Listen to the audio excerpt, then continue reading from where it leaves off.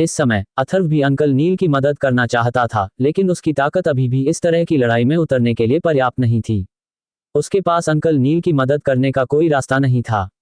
अगर वह अपने सारे तुरुप के पत्ते भी इस्तेमाल कर लेता तो भी काले भूत स्वर्गीय राजा के हाथों में उसकी हालत पृथ्वी दानव प्रचंड वज्र जैसी होती, जो प्रतिद्वंद्वी का एक बाल भी बांका नहीं कर पाता। अपने मार्शल जनरल की तुलना में एक मार्शल किंग विशेषज्ञ की ताकत निस्संदेह चींटी की तुलना में हाथी जैसी थी। तुम्हारी ताकत अच्छी है, आगे बढ़ो, काले भूत स्वर्गीय राजा ने भयावह रूप से कहा।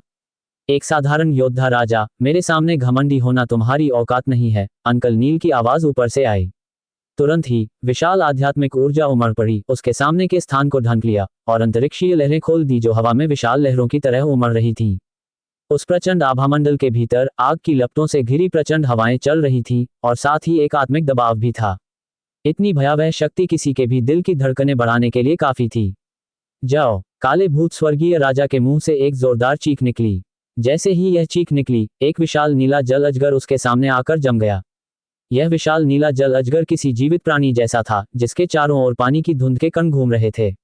ये लगभग 1000 मीटर लंबा था और तुरंत ही चमकदार नीली रोशनी के साथ फूट पड़ा, मानो कोई उड़ता हुआ अजगर आकाश में लटक रहा हो।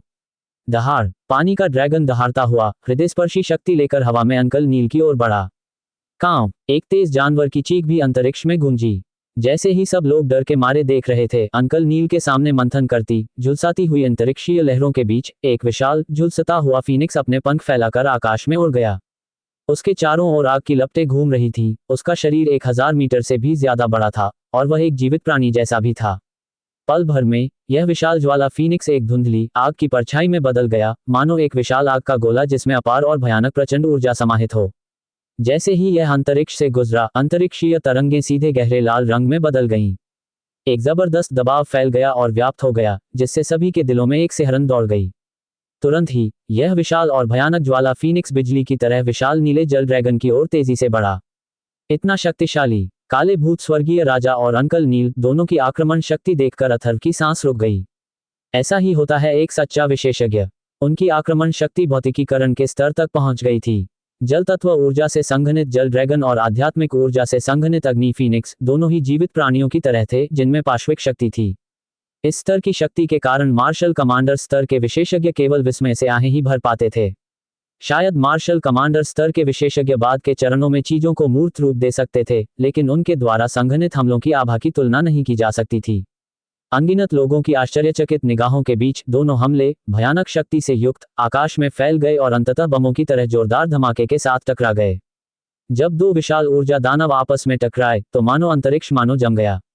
आसपास का क्षेत्र मौत जैसा शांत और दमनकारी हो गया। क्रैक क्रैक, अचानक एक क्षण बाद अंतरिक्ष में चटकने की आवाज आने लगी। दो विशाल ऊर्जा दानवों के चारों ओर स्थानिक तरंगें फैलने लगी, फिर अंतरिक्ष में चटकने की आवाज आई और अंततः पूरा अंतरिक्ष कांपने लगा। बैंग बैंग, पानी का बहाव और लपटें तेजी से बिखरीं। अचानक एक विस्फोट हुआ, एक ऐसा जबरदस्त धमाका जो कानों के पर्दे चकनाचूर कर देने वाला था। अचानक पूरे आसमान में गूंज उठा। एक बेहद भयानक ऊर्जा का तूफान तुरंत उठा, जो कई हजार मीटर तक फैल गया। दृश्यमान अंतरिक्ष में जल ड्रैगन और अग्नि फीनिक्स तुरंत फट गए और एक प्रकाश पर्दे में बदल गए जो अंतरिक्ष में फैल गया। गड़गड़ाहट भरा विस्फोट पूरे आकाश में गूंज उठा। पानी की बूंदें और झुलसा देने वाली लपटें हवा में भर गईं। दो असंगत तत्व, जल और अग्नि, आकाश में एक साथ मिल गए और अंततः उफनती सुनामी की विशाल लहरों की तरह चारों दिशाओं में फैल गए। बैंग बैंग बैंग, पूरे अंतरिक्ष में अपार शक्ति फैल गई। नीचे की इमारतें राख में बदल गईं और अनगिनत चीखें गूंजने लगीं। अनुमान लगाया जा रहा था कि कई लोगों को अप्रत्याशित आपदा का सामना करना पड़ा होगा। इतने बड़े युद्ध में जरा सी लहर भी मौत का कारण बन सकती थी। हम फिर से सेना के बिखरने से पहले दोनों आकृतियां बिजली की तरह फिर से टकरा गईं। हर हमले से जगह कांप उठी। बैंग बैंग, आकाश में पानी की धुंध और लपटें फिर से मिल गईं। बिजली का विस्फोट हुआ। गति लगभग बिजली और गड़गड़ाहट जैसी थी और भयानक शक्ति उतार चढ़ाव कभी कभी हृदयस्पर्शी स्थानिक दरारें खोल रहे थे। प्रचंड बल के बीच दोनों आकृतियां तुरंत हिलकर अलग हो गईं और कई सौ मीटर पीछे हट गईं। वे दूर से एक दूसरे को देख रहे थे, उनके चेहरे अब पीले पड़ गए थे। आकाश में जिस स्थान पर वे दोनों स्थित थे वहां ऊर्जा तरंगें निरंतर घूम रही थीं और प्रकाश भी बहुत मंद था।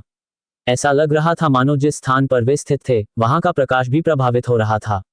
आपकी ताकत वाकई काफी अच्छी है, हालांकि मुझे लगता है कि आप में सहनशक्ति की कमी है। मुझे आश्चर्य है कि आप और कितने समय तक टिक पाएंगे, काले भूत स्वर्गीय राजा ने अंकल नील को हवा में देखते हुए कहा। हम तुमसे निपटने के लिए अब बहुत हो गया। अंकल नील भावशून्य थे, उनकी आंखों में फिर से शांति और अविचल भाव आ गया था। हे, तो फिर मुझे देखने दो कि तुम कितने समय तक टिक पाते हो। मेरे आत्मिक मार्शल क्षेत्र में तुम्हारे जैसे स्पिरिटर्स की कमी है। अगर मैं तुम्हें वापस ला पाया तो यह एक बड़ी उपलब्धि होगी। काला भूत स्वर्गीय राजा भयावह रूप से मुस्कुराया। जैसे ही उसकी आवाज धीमी हुई, उसके शरीर के चारों ओर पानी जैसी सच्ची की हुई अचानक जोर से भड़क उठी और उसके भीतर से एक उमड़ता हुआ नीला कोहरा अचानक बाहर निकल आया। यह नीला कोहरा सुबह सुबह समुद्र की सतह पर छाए घने कोहरे जैसा था, लेकिन इसमें सुबह के समुद्र जैसी शांति नहीं थी। इसके बजाय यह विशाल लहरों की तरह उतार चढ़ाव लेकर आया और यह नीला घना कोहरा सीधे आसमान में उड़ गया। इस समय काले भूत स्वर्गीय राजा के शरीर से जो आभा फूट रही थी वह पहले से थोड़ी ज्यादा तेज लग रही थी। काले भूत स्वर्गीय राजा के शरीर से निकलती उमड़ती आभा को महसूस करते हुए अंकल नील के चेहरे पर एक गंभीरता की झलक उभर आई। उनकी आध्यात्मिक ऊर्जा मन ही मन कांप रही थी। इस समय उनकी शक्तिशाली आध्यात्मिक ऊर्जा भी कांप रही थी और उनकी आभा फिर से उठ खड़ी हुई, काले भूत स्वर्गीय राजा की आभा से कमजोर नहीं। काले भूत स्वर्गीय राजा ने एक ठंडी चीख मारी। उसके हाथ की मुहर बदलने लगी और आसपास की जल तत्व ऊर्जा भारी मात्रा में एकत्रित होने लगी। अचानक धीमी गुनगुनाहट की आवाजें गूंजने लगी। इस क्षण पूरे आकाश में घनी जल तत्व ऊर्जा एकत्रित हो गई, जिससे पूरा स्थान तुरंत काले बादलों से ढक गया, जिसके साथ बिजली और गरज जैसी हल्की हल्की चमक भी दिखाई देने लगी। इस शक्तिशाली दबाव ने नीचे मौजूद हर किसी का रंग बदल दिया। घने काले बादलों के बीच इस समय आसमान से एक जबरदस्त दबाव फैल रहा था, जिससे सबके दिलों में एक सिहरन दौड़ गई। अंकल नील का चेहरा थोड़ा सा हिल गया और उनके हाथ की मुहरें पहले से ही गुप्त रूप से बदल रही थीं। ऊपर सघन जल तत्व ऊर्जा और भी अधिक एकत्रित हो रही थी। पूरा विशाल अंतरिक्ष, जो इस समय संभवतः 3-4 हजार मीटर के दायरे में था, आकाश में व्याप्त इस शक्तिशाली जल तत्व ऊर्जा से दबा हुआ था। घने जल तत्व ऊर्जा के जमावड़े ने आसमान से घने काले बादलों को नीचे धकेल दिया। काले बादलों के बीच दूर आकाश से बिजली और गड़गड़ाहट की धीमी आवाज आती हुई प्रतीत हुई, जिससे लोगों के दिलों की धड़कनें और भी तेज हो गईं। हा, देखता हूं तुम कैसे विरोध करोगे। एक भयावह ठंडी आवाज अचानक पूरे आसमान में गूंजी। जैसे ही काले भूत स्वर्गीय राजा की आवाज गिरी, उसने अपनी मुहर बाहर निकाल दी। पूरे आसमान में कई हजार मीटर तक फैले आकाश और धरती एकाएक कांपने लगे, मानो आसमान ढह रहा हो और धरती फट रही हो। कुछ ही क्षणों बाद अनगिनत भयभीत आंखों की निगाहों के नीचे ऊपर बिजली और गरज जैसे घने काले बादलों के बीच बिजली की गड़गड़ाहट जैसी एक जोरदार आवाज ने आकाश और धरती को हिला दिया। एक अदृश्य अत्यधिक भय की ऊर्जा फैल गई और दबा हुआ अंतरिक्ष टूटने के कगार पर पहुंच गया। ठीक इसी क्षण ऊपर काले बादलों के बीच चमकदार नीली रोशनी का एक घना पुंज अचानक अंतरिक्ष को चीरता हुआ बादलों के भीतर से बाहर निकला। ये तीक्ष्ण नीली ऊर्जा तलवार के पिंड थे, बिना मूठ के घनी तरह से भरे हुए, बिजली और गरज के साथ नीचे गिरते काले बादलों के भीतर से निकले हुए। हर एक में अंतरिक्ष को भेदने की शक्ति थी। एक पल में तीक्ष्ण नीली ऊर्जा तलवार पिंडों का यह घना समूह कई हजार मीटर के दायरे में एक पर्वतीय बाढ़ की तरह उमड़ पड़ा, अंतरिक्ष को मोड़ते हुए आकाश में फैल गया। पलक झपकते ही भयानक नीली ऊर्जा प्रकाश फैल गया और अंततः पूरे आसपास के क्षेत्र को अपनी चपेट में ले लिया। आकाश वर्षा से अंतरिक्ष को तोड़ने वाली तलवार। काले भूत स्वर्गीय राजा ने एक भयंकर चीख लगाई और जैसे ही अंतिम हाथ की मुहर लगी, भारी ऊर्जा वाली लंबी तलवारें पहले ही अंकल नील की ओर बढ़ चुकी थीं। काले बादलों ने सब कुछ ढक लिया था। पूरे स्थान के ऊपर प्रकाश अचानक निगल लिया गया और केवल अंधकार और धुंधलापन रह गया। केवल काले बादलों के भीतर बिजली की तेज चमक, ऊर्जा की लंबी तलवारों की नीली रोशनी के साथ मिलकर अंतरिक्ष के भीतर क्या था, ये धुंधला धुंधला देख पा रही थी।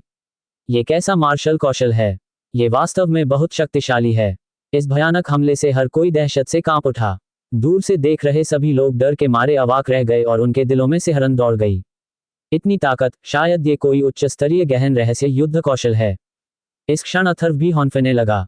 इतनी ताकत ने उसके अंदर एक सिहरन पैदा कर दी। इस समय अथर्व को अंकल नील की चिंता होने लगी।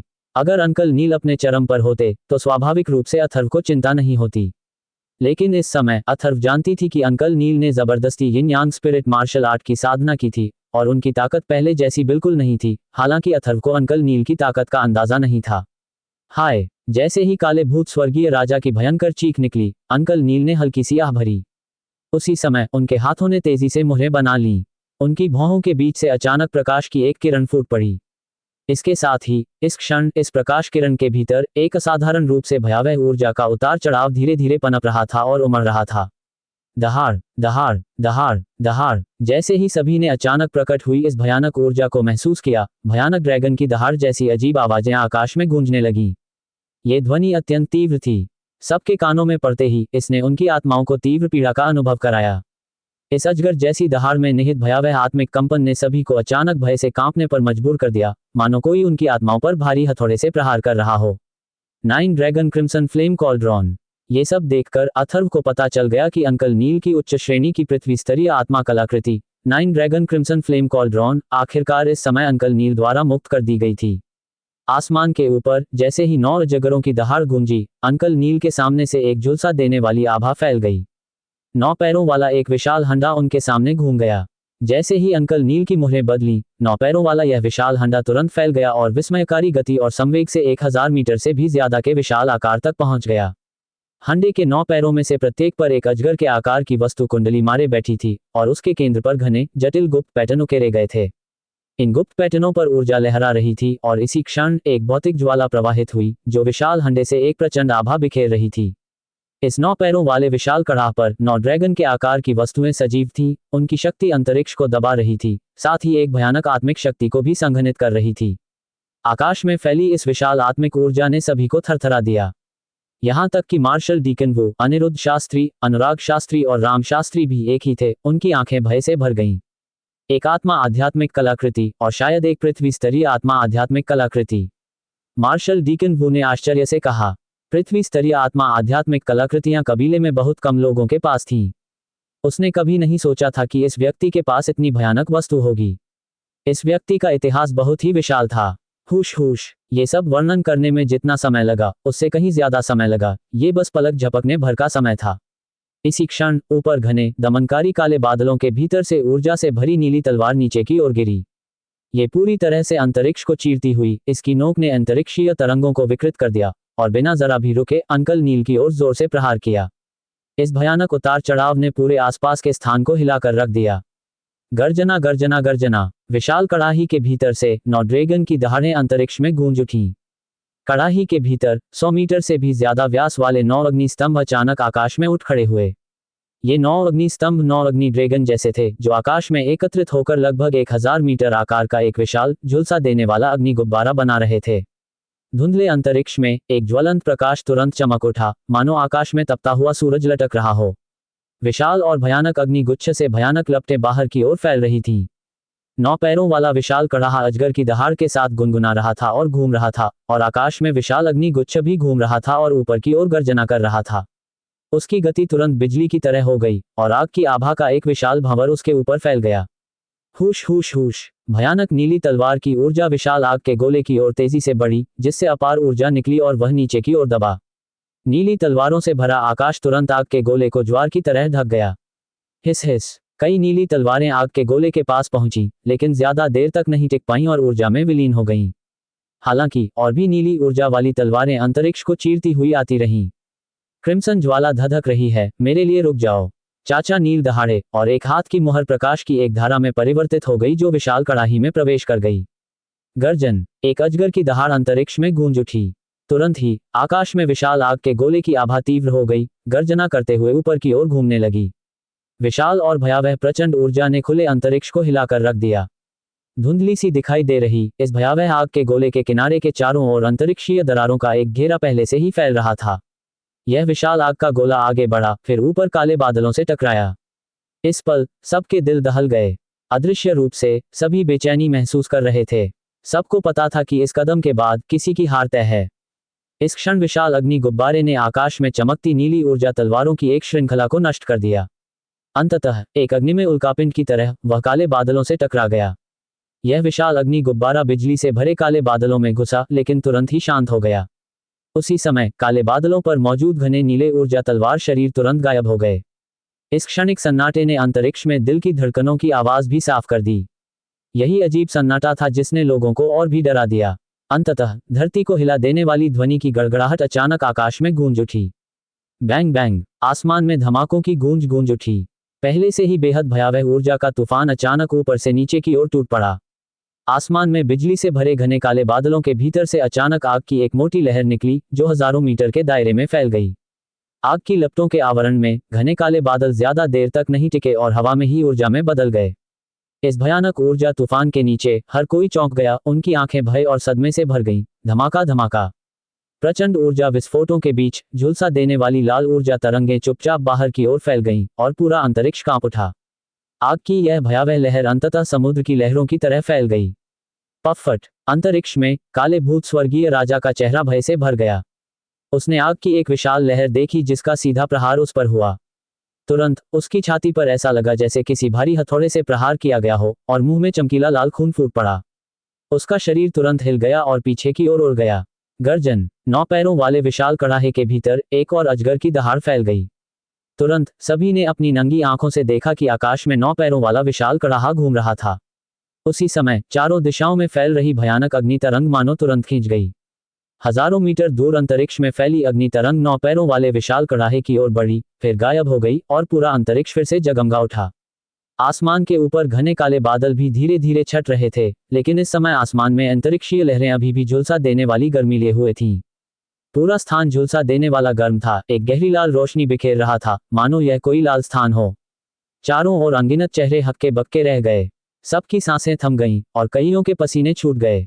यह एक बलवान व्यक्ति की शक्ति थी, उनके हर कदम में स्वर्ग और पृथ्वी की ऊर्जा समाहित थी।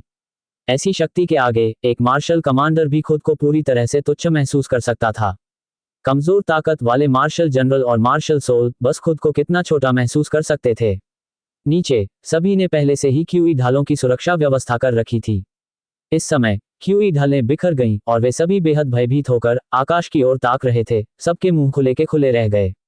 भनभनाहट। नंगी आंखों से दिखाई देने वाला 9 पैरों वाला विशाल हंडा इस समय रोशनी से चमक उठा और तुरंत हथेली के आकार के प्रकाश में सिमट गया, फिर अंकल नील की भौहों के बीच से गायब हो गया।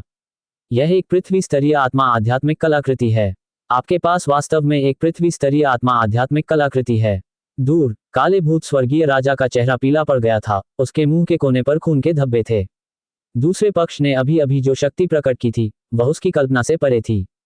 केवल वही जानता था कि अभी हुए हमले में अग्नि का हमला केवल सत ही था। असली हमला व्यापक आत्मा हमला था, जो उसकी गंभीर चोट का मूल कारण था। इतनी शक्तिशाली आत्मा आध्यात्मिक कलाकृति वास्तव में पृथ्वी स्तर तक पहुंच गई थी। अब मैं देखता हूं कि क्या तुम अब भी मुझसे मुकाबला कर सकते हो। अंकल नील की आंखों में एक तेज चमक चमक उठी। उनके हाथों की मुहरें फिर बदल गईं और उनके आसपास की आध्यात्मिक ऊर्जा एक बार फिर तेजी से कांपने लगी। युवा गुरु, जल्दी से चले जाओ। काले भूत स्वर्गीय राजा की आवाज तुरंत गूंज उठी। अगले ही पल उसकी आकृति लिंग किंग के पास पहुंच गई और दोनों आकृतियां भूतों की तरह तेजी से भाग गईं। इतनी तेजी से कि वहां मौजूद कोई भी उन्हें पकड़ नहीं सका। आकाश में अंकल नील की आंखों में ठंडक दिखाई दी जब उन्होंने देखा कि काला भूत स्वर्गीय राजा किस दिशा में भाग गया था। अंकल नील। अथर्व ने तुरंत भौहें चढ़ाईं, उसके दिल में कंपन हुआ और उसे तुरंत एक बुरा पूर्वाभास हुआ। फफ। तभी अंकल नील के मुंह से अचानक खून की एक बूंद निकली। उनका पहले से ही पीला पड़ा चेहरा तुरंत राख जैसा हो गया। अंकल नील, क्या आप ठीक हैं? जल्दी से गोलियां ले लीजिए। अथर्व तुरंत अपने पवन पंखों का इस्तेमाल करके अंकल नील के पास पहुंचा। उसके हाथ में छठी कक्षा की 2 अंतिम चरण की उपचार गोलियां थीं। ये उस समय अथर्व के पास मौजूद सबसे अच्छी 2 छठी कक्षा की गोलियां थीं। मेरी हालत को देखते हुए क्या तुम्हें लगता है कि मैं ठीक हूं? अंकल नील ने अथर्व को चिढ़कर देखा, फिर बिना किसी औपचारिकता के अथर्व के हाथ से 2 छठी कक्षा की उच्च स्तरीय गोलियां लीं और उन्हें अपने मुंह में ठूंस लिया। अंकल नील, जल्दी से आराम करो और स्वस्थ हो जाओ, अथर्व ने चिंतित होकर कहा। चूंकि अंकल नील ने काले भूत स्वर्गीय राजा का पीछा नहीं किया था, अथर्व को पहले से ही लग रहा था कि अंकल नील के साथ कुछ गड़बड़ है।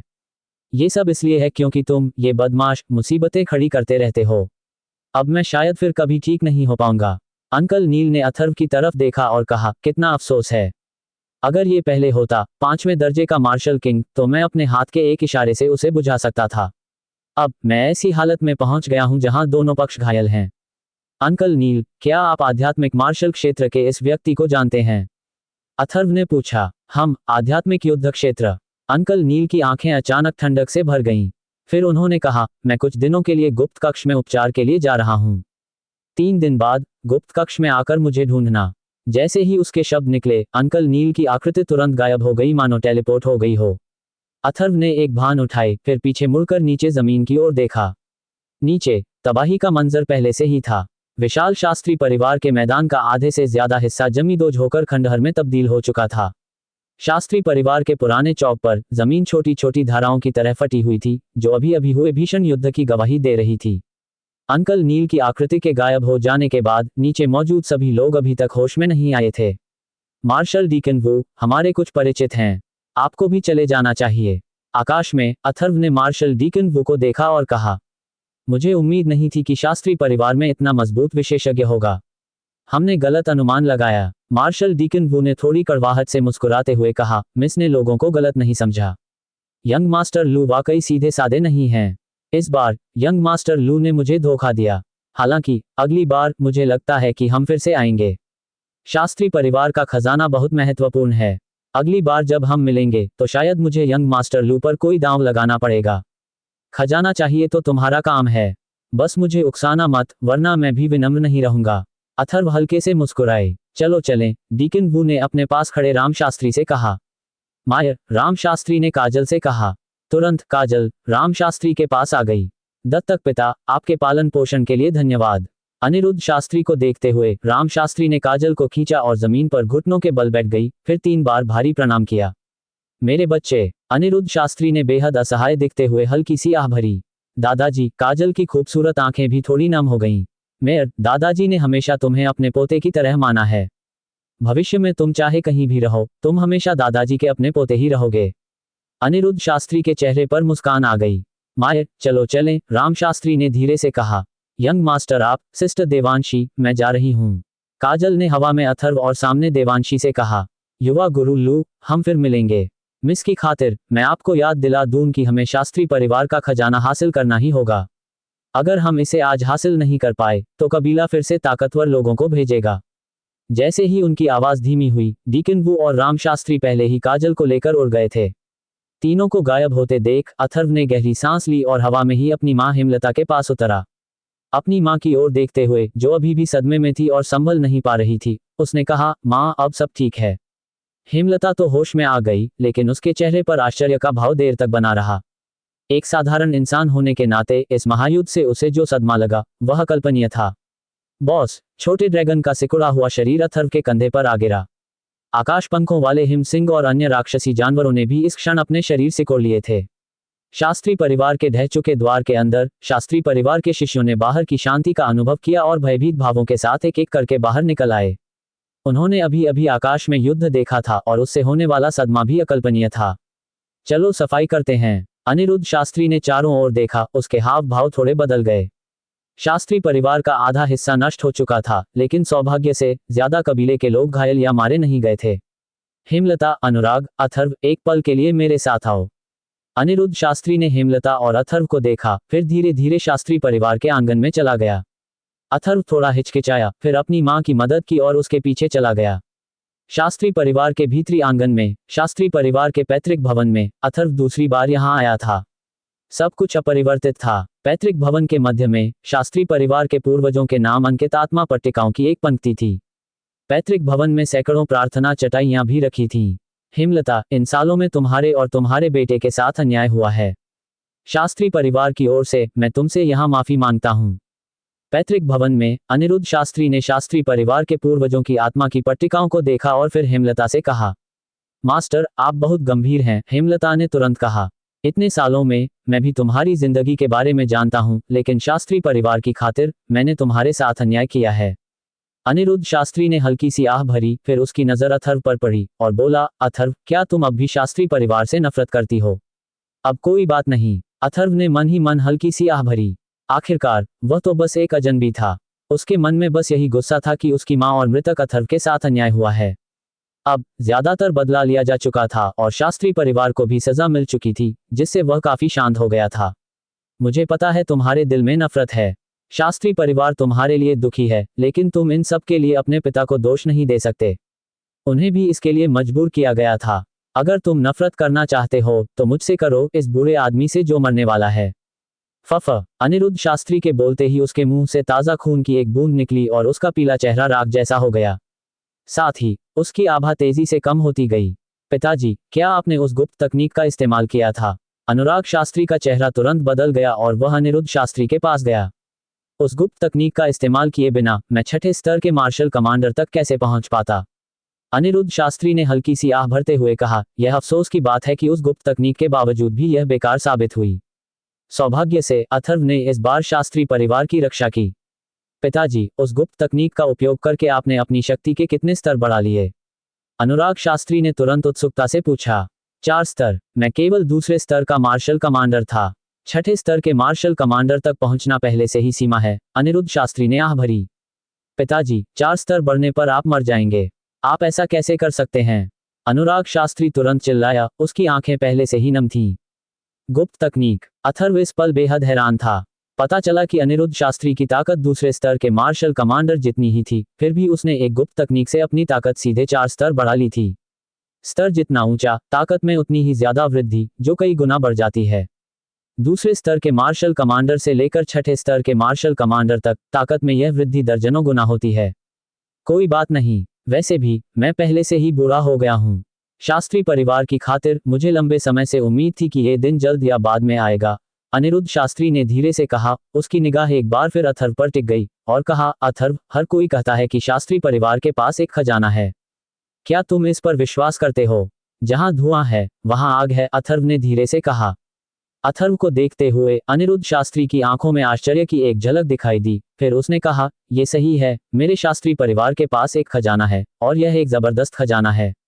मेरे शास्त्री परिवार ने 10,000 से अधिक वर्षों से इस खजाने की रक्षा की है, और हम 1,000 से अधिक वर्षों से वसंत टाउन में बसे हुए हैं, है ना? धरती हिला देने वाला खजाना। अथर्व ने अपनी भौहें उठाईं। अनिरुद्ध शास्त्री ने खांसते हुए अनुराग शास्त्री से कहा, अनुराग, आप अथर्व को बाकी सब बताएं। अनुराग शास्त्री ने अनिरुद्ध शास्त्री की ओर देखा, उसके चेहरे पर बेहद गंभीरता थी। अनिरुद्ध शास्त्री की बातें सुनकर उसने अथर्व से कहा, अथर्व, हमारे शास्त्री परिवार के पूर्वजों की उत्पत्ति थोड़ी जटिल है। वे कभी मार्शल किंग स्तर के विशेषज्ञ थे। अथर्व ने अनुराग शास्त्री को इस पैतृक भवन में शास्त्री परिवार के पूर्वजों का जिक्र करते सुना था, इसलिए ज्यादा आश्चर्य नहीं हुआ। यह अच्छी बात थी कि शास्त्री परिवार के पूर्वज युद्ध राजा विशेषज्ञ थे, और 10,000 साल बाद भी शास्त्री परिवार के पास 2 युद्ध सेनापति थे। कोई भी परिवार 10,000 साल तक अपराजित नहीं रह सकता। अनुराग शास्त्री ने आगे कहा, अथर्व, क्या आप मार्शल सम्राटों और आत्मा सम्राटों की ताकत जानते हैं? किंवदंती कहती है कि मार्शल सम्राट और आत्मा सम्राट अंतरिक्ष को चकनाचूर कर सकते हैं और हमेशा के लिए जीवित रह सकते हैं, अथर्व ने धीरे से कहा। ये किंवदंती आत्मा मार्शल महाद्वीप के 3 साल के बच्चों को भी पता है। गलत। अनुराग शास्त्री ने अथर्व को देखा और कहा, मार्शल सम्राट और आत्मा सम्राट अंतरिक्ष में यात्रा कर सकते हैं, लेकिन वे अंतरिक्ष को नष्ट नहीं कर सकते और हमेशा के लिए जीवित नहीं रह सकते। तो फिर कोई अंतरिक्ष को कैसे चकनाचूर कर सकता है और हमेशा के लिए जीवित रह सकता है? क्या मार्शल सम्राटों और आत्मा सम्राटों से भी ऊपर कोई ऊंचा स्तर है? अथर्व ने आश्चर्य से पूछा। उसे इसमें पूरी दिलचस्पी थी। वह युग दूर है, शायद हमारे शास्त्री परिवार के पूर्वजों को पता था, लेकिन मुझे नहीं। अनुराग शास्त्री ने थोड़ी आह भरी, फिर अथर्व की ओर देखा और कहा, हमारे शास्त्री परिवार के उत्तराधिकारियों के प्रसारण के अनुसार हमारे शास्त्री परिवार के पूर्वज वास्तव में 9वें स्तर के मार्शल सम्राट के घरेलू दास थे। 10,000 साल पहले उस मार्शल सम्राट विशेषज्ञ को दूसरों ने घेर लिया था। अंत में उस मार्शल सम्राट ने 2 मार्शल राजा के घरेलू दासों को भागने दिया। उन 2 मार्शल राजा के घरेलू दासों में से एक शास्त्री परिवार का पूर्वज था, और दूसरा, आज जो हुआ उसके आधार पर, प्रतिहार परिवार का पूर्वज है। एक 9वें स्तर के मार्शल सम्राट को घेर लिया गया था। अथर्व इतना हैरान था कि बोल ही नहीं पाया।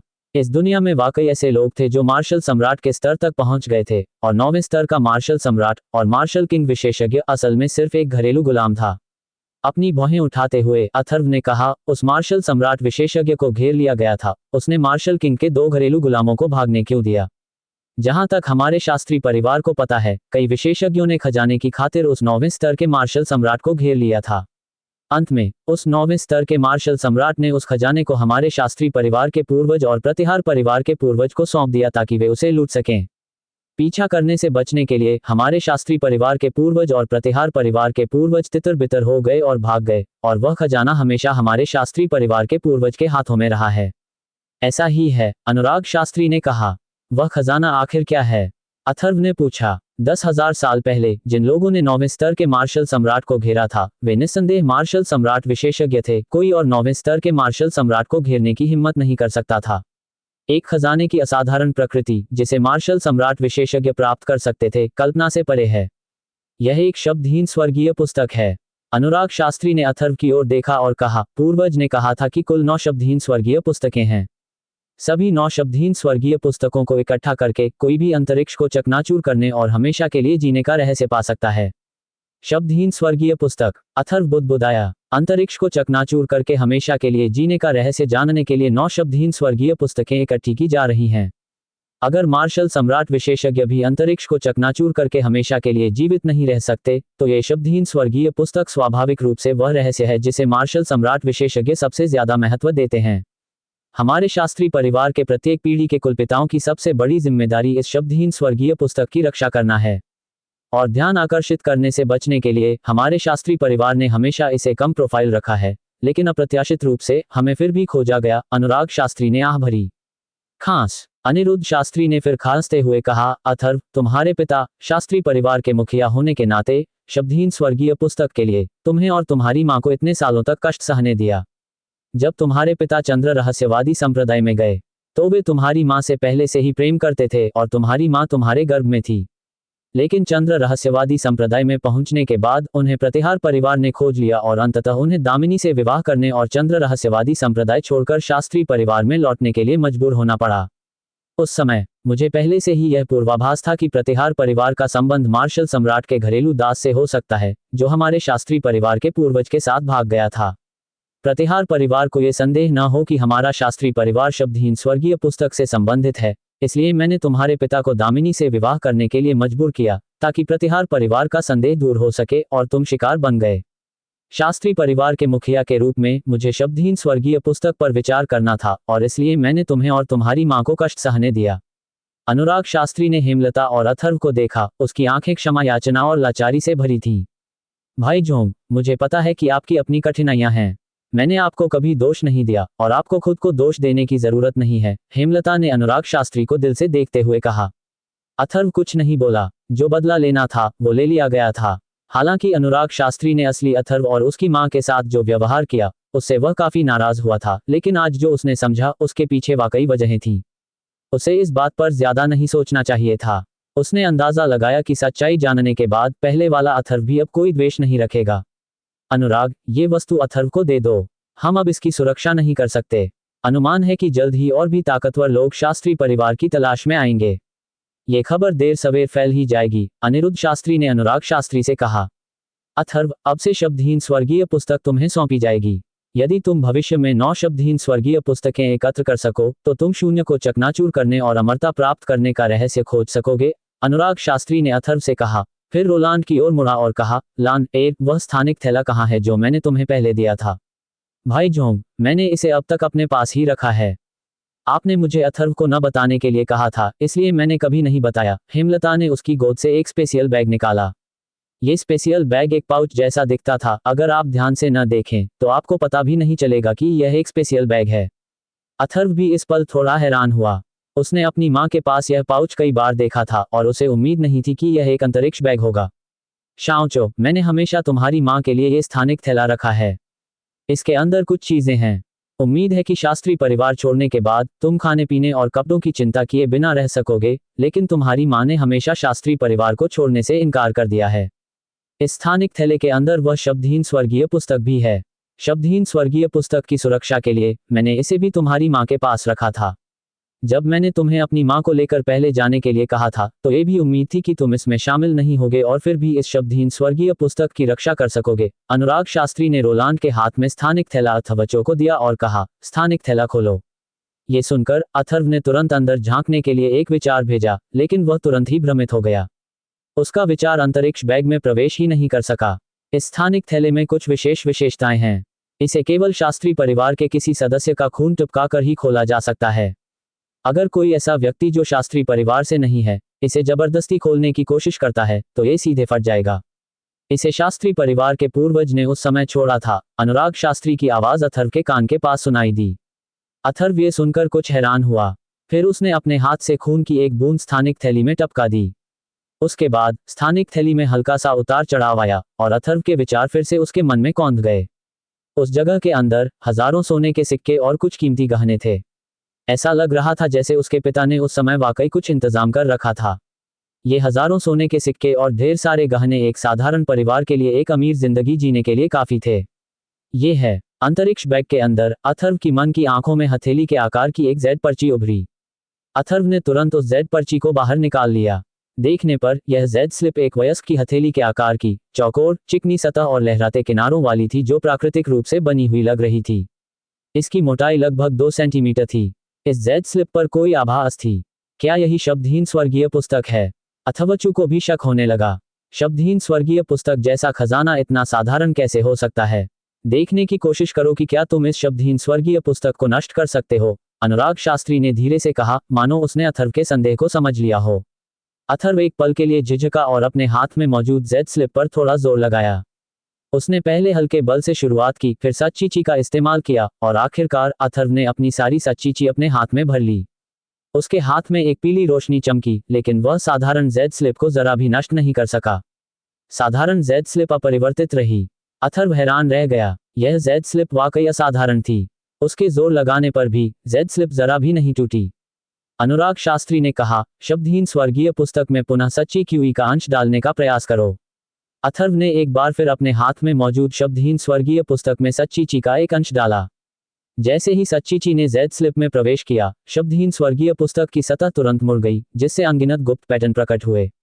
इन गुप्त पैटर्नों के भीतर अथर्व ने स्पष्ट रूप से आत्मा अक्षर को सतह पर प्रकट होते देखा और एक विशाल लेकिन असाधारण रूप से शांत आभा चमकी और फिर बिना किसी निशान के गायब हो गई। एक असाधारण वस्तु, अथर्व ने मन ही मन सोचा। इस शब्दहीन स्वर्गीय पुस्तक की सामग्री भी उसे अज्ञात थी। ऐसा लग रहा था कि इस खजाने का स्रोत बहुत महत्वपूर्ण था। किंवदंती कहती है कि शून्य को चकनाचूर करने और अमरता प्राप्त करने का रहस्य जानने के लिए 9 शब्दहीन स्वर्गीय पुस्तकें एकत्र करनी चाहिए। शेष 8 शब्दहीन स्वर्गीय पुस्तकों के ठिकाने के बारे में शास्त्री परिवार को भी कोई जानकारी नहीं है। अनुराग शास्त्री ने अथर्व को देखा और कहा, अब से ये शब्दहीन स्वर्गीय पुस्तक आपको सौंपी जाएगी। मुझे सौंपा गया? अथर्व अचंभित रह गया। उसने उम्मीद नहीं की थी कि शास्त्री परिवार इतना उदार होगा कि उसे शब्दहीन स्वर्गीय पुस्तक सौंप देगा। ये कुछ अप्रत्याशित था। ठीक है, अब से शब्दहीन स्वर्गीय पुस्तक तुम्हें सौंपी जाएगी, अनिरुद्ध शास्त्री ने अथर्व से कहा। उसका राख सा चेहरा अब थोड़ा गहरा बैंगनी लग रहा था। बात बस इतनी है कि मुझे शास्त्री परिवार का मुखिया बनने में कोई दिलचस्पी नहीं है, अथर्व ने कहा। अथर्व शास्त्री परिवार की देखभाल की जिम्मेदारी नहीं उठाना चाहता था। उसे सचमुच शास्त्री परिवार में कोई दिलचस्पी नहीं थी। शास्त्री परिवार में उसका अपनापन सिर्फ उसकी मां तक ही सीमित था। अनिरुद्ध शास्त्री और अनुराग शास्त्री ने एक दूसरे को देखा और फिर अनिरुद्ध शास्त्री ने कहा, शाओचो, अगर तुम शास्त्री परिवार के मुखिया नहीं भी बन पाए तो कोई बात नहीं। हालांकि तुम्हारे अंदर अभी भी शास्त्री परिवार का खून बह रहा है। तुम्हें बस भविष्य में शास्त्री परिवार का यथासंभव समर्थन करना होगा। मैं नहीं चाहता कि शास्त्री परिवार का पतन हो। अथर्व कुछ नहीं बोला। शास्त्री परिवार का भरण पोषण करने के लिए उसे खुद भी दूसरों के सहारे की जरूरत थी। फिलहाल उसमें इतनी ताकत नहीं थी। फफ, अनिरुद्ध शास्त्री ने एक बार फिर खून की एक बूंद खांसी। पिताजी, गुरुजी, अनुराग शास्त्री और रोलैंड के चेहरे के भाव अचानक बदल गए और वे तुरंत उसका समर्थन करने चले गए। इस समय अनिरुद्ध शास्त्री ने विनती भरी नजरों से अथर्व को देखा और कहा, अथर्व, मैं अब और नहीं रुक सकता। मुझे पता है कि शास्त्री परिवार ने तुम्हारी माँ और बेटे के साथ अन्याय किया है, लेकिन कृपया मुझे थोड़ा सम्मान दो। भविष्य में जब तुम में क्षमता हो तो शास्त्री परिवार का थोड़ा समर्थन करो। बस शास्त्री परिवार को बहुत कमजोर मत होने दो। इस तरह अगर मैं मर भी गया तो भी मुझे शास्त्री परिवार के पूर्वजों को स्पष्टीकरण देने वाला माना जाएगा। अनिरुद्ध शास्त्री की विनती भरी आंखों को देखकर अथर्व थोड़ा भावुक हो गया। हालांकि वह शास्त्री परिवार की आत्मा नहीं था, लेकिन उसके शरीर में शास्त्री परिवार का खून जरूर था। यह ऐसी बात थी जिसे वह नकार नहीं सकता था। अगर मुझ में क्षमता होगी तो मैं आपकी बात मानूंगा, अथर्व ने धीरे से कहा। तुम्हारे इन शब्दों से मैं निश्चिंत हो सकता हूं। मैं देख सकता हूं कि तुम भविष्य में निश्चित रूप से असाधारण बनोगे। शास्त्री परिवार अब से तुम पर निर्भर रहेगा। अनिरुद्ध शास्त्री के बैंगनी काले चेहरे पर एक मुस्कान की झलक दिखाई दी और फिर उसने कहा, अथर्व, तुमने बचपन से मुझे कभी दादाजी नहीं कहा। क्या अब तुम मुझे दादाजी कह सकते हो? अथर्व, जल्दी से दादाजी को बुलाओ, रोलांड ने तुरंत अथर्व से कहा। दादाजी, अथर्व ने धीरे से कहा। उसकी नाराजगी दूर हो गई थी। आखिरकार उसके शरीर में शास्त्री परिवार का खून था, इसलिए उसे लू कहना ठीक था। शास्त्री परिवार उसे शब्दहीन स्वर्गीय पुस्तक जैसा खजाना दे पाया, जिससे साबित हुआ कि शास्त्री परिवार ने उसकी मां और बेटे के साथ जो कुछ भी किया था वह पूरी तरह से लाचारी में किया था। हाँ, अच्छा, आखिरकार मैं कह सकता हूं कि मेरा एक अच्छा पोता है। अनिरुद्ध शास्त्री खिलखिलाकर हंसा। उसके बैंगनी काले चेहरे पर तुरंत मुस्कान आ गई और उसने कहा, मैंने एक गुप्त तकनीक का इस्तेमाल किया था जिससे मेरी ताकत 4 स्तर बढ़ सकती है, लेकिन यह मेरी जान ले रही है। काले भूत स्वर्गीय राजा के हमले के साथ अब मैं और नहीं टिक सकता। मरने से पहले अपने शास्त्री परिवार में ऐसे वंशज को देखकर मैं बिना किसी पछतावे के मर सकता हूँ। पिताजी, आप मर नहीं सकते। शास्त्री परिवार को अभी भी आपकी जरूरत है, अनुराग शास्त्री ने धीरे से कहा। मैंने जीवन भर शब्दहीन स्वर्गीय पुस्तक की रक्षा की है। आपको शास्त्री परिवार का मुखिया बनाने से आपको भी नुकसान हुआ है, लेकिन आज शब्दहीन स्वर्गीय पुस्तक अथर्व को दे दी गई है, इसलिए मेरी कोई जिम्मेदारी नहीं है। मुझे राहत महसूस हो रही है। अगर मैं मर भी जाऊं तो क्या फर्क पड़ता है। हर किसी का एक दिन जरूर आएगा जब वह मरेगा, अनिरुद्ध शास्त्री ने अनुराग शास्त्री से कहा। अनिरुद्ध शास्त्री के बोलने के बाद उसने तुरंत अथर्व की ओर देखा और कहा, अथर्व इधर आओ। अथर्व आगे बढ़ा और अनिरुद्ध शास्त्री के सामने खड़ा हो गया। वह उलझन में दिख रहा था। अथर्व को देखते हुए अनिरुद्ध शास्त्री ने कहा, हालांकि मेरा शास्त्री परिवार कोई बड़ा संप्रदाय या कबीला नहीं है, फिर भी शास्त्री परिवार के पूर्वजों ने 2 असाधारण मार्शल कौशल पीछे छोड़ दिए हैं। एक को सच्ची मार्शल आर्ट कहा जाता है और दूसरे को ड्रैगन शैडो आर्म कहा जाता है। दोनों को उस शास्त्री परिवार के पूर्वज द्वारा सेवा प्रदान किए गए मार्शल सम्राट विशेषज्ञ द्वारा बनाया गया था। उनमें से सच्ची मार्शल आर्ट पृथ्वी रैंक के प्रारंभिक चरण में है और ड्रैगन शैडो आर्म पृथ्वी रैंक के मध्यवर्ती चरण में है। दोनों प्रकार के मार्शल कौशल में कई अद्भुत पहलू हैं। साथ ही सभी मौलिक मार्शल कलाकार उन्हें विकसित कर सकते हैं। रुककर अनिरुद्ध शास्त्री ने आगे कहा, मैंने सच्ची मार्शल आर्ट की साधना की है, जो एक प्रकार की गुप्त तकनीक है जिससे शक्ति बढ़ाई जा सकती है, लेकिन मुझे दशकों में केवल मामूली सफलता ही मिली है। इस बार अपनी शक्ति को जबरन 4 स्तर बढ़ाने के कारण बहुत ज्यादा प्रतिक्रिया हुई है, जिसके परिणाम मैं सहन नहीं कर सकता। हालांकि यह सच्ची मार्शल आर्ट शक्तिशाली है, लेकिन ये साधक पर बहुत ज्यादा दबाव डालती है और इसका उपयोग करने से स्वयं को भी काफी नुकसान होता है। मुझे इसे अपने साथ ले जाने दो। अगर मैं इसे तुम्हें दे दूंगा तो मुझे डर है कि यह तुम्हें नुकसान पहुंचाएगी। जहां तक ड्रैगन शैडो आर्म की बात है, मैं इसे कभी साधना नहीं कर पाया। न केवल इसकी साधना करना काफी कठिन है, बल्कि साधना की परिस्थितियां भी बेहद कठोर हैं, जो आम लोग नहीं कर सकते। चूंकि हमारे शास्त्री परिवार में ऐसे शक्तिशाली व्यक्ति नहीं हैं जो जेड स्लिप पर मार्शल कौशल की नकल कर सकें, और हमें ऐसे मार्शल कौशल के लीक होने का भी डर है, इसलिए सच्ची मार्शल आर्ट और ड्रैगन शैडो आर्म हमेशा शास्त्री परिवार के पूर्वजों की पिछली पीढ़ी के निधन के बाद सीधे हस्तांतरित होते रहे हैं। जैसे ही उसकी आवाज धीमी हुई, अनिरुद्ध शास्त्री के हाथों पर रहस्यमयी मुहरें बन गईं। तुरंत ही उसकी भौहों के बीच से एक प्रकाश की किरण निकली और सीधे अथर्व के ग्लेबेला में धंस गई। अथर्व ने कोई प्रतिरोध नहीं किया। यह कोई आत्मा का हमला नहीं था, बल्कि आत्मा की जानकारी का एक अंश था। प्रकाश की यह किरण तुरंत उसके मन में अपार जानकारी में बदल गई। काफी देर बाद प्रकाश अंततः लुप्त हो गया और इस समय अनिरुद्ध शास्त्री पहले ही कई कदम पीछे हट चुका था। उसका पूरा शरीर कमजोर हो गया था। शाओचो, मैंने तुम्हें ड्रैगन शैडो आर्म सौंप दिया है। जब तुम सक्षम हो तब इसकी साधना करना। यदि तुम भविष्य में इसकी सफलतापूर्वक साधना कर सकते हो तो ये तुम्हारे लिए एक बड़ी निर्भरता बन जाएगी। पफट। जैसे ही अनिरुद्ध शास्त्री के ग्लेबेला से रोशनी हटी, उसने एक बार फिर मुंह में ताजा खून थूक दिया। उसी समय उसका कमजोर शरीर प्रार्थना की चटाई पर गिर चुका था। पिता, मालिक, अनुराग शास्त्री और रोलैंड घबराकर चिल्ला उठे। इस समय तक अनिरुद्ध शास्त्री के जीवन के सारे लक्षण मिट चुके थे। दादाजी, मैं काले भूत स्वर्गीय राजा को मारकर आपका बदला लूंगा। अथर्व की आंखों में अचानक एक ठंडी चमक चमक उठी। इस पल अथर्व ने शास्त्री परिवार को पूरी तरह से माफ कर दिया था, सब कुछ माफ कर दिया था। कुछ ही देर बाद शास्त्री परिवार के वृद्ध मुखिया की मृत्यु की खबर शास्त्री परिवार में सबको पता चल गई। शास्त्री परिवार को अभी अभी एक बड़ा झटका लगा था और अब वृद्ध मुखिया की मृत्यु ने पूरे शास्त्री परिवार को शोक में डुबो दिया। शास्त्री परिवार में लड़ाई अब पूरे वसंत कस्बे में फैल गई थी। कुछ देर तक 5वीं श्रेणी के राक्षसी जानवर के टेक एक्शन से लेकर मार्शल कमांडरों और अंततः मार्शल राजाओं तक हर कोई इसकी चर्चा कर रहा था। ये चौंकाने वाले दृश्य सभी के लिए अविस्मरणीय थे। पूरे वसंत कस्बे में भी यह खबर फैलने लगी कि शास्त्री परिवार के पास एक खजाना है और सभी शक्तिशाली योद्धा उसके लिए लड़ रहे हैं। लेकिन शास्त्री परिवार के पास किस तरह का खजाना है, यह कोई नहीं जानता था। दोपहर में वसंत टाउन में लड़ाई ने पास के चंद्र रहस्यवादी संप्रदाय के कई बाहरी संप्रदाय के बुजुर्गों को भी आकर्षित किया, लेकिन उन्हें युन होंगलिंग ने जल्दी से दूर भेज दिया।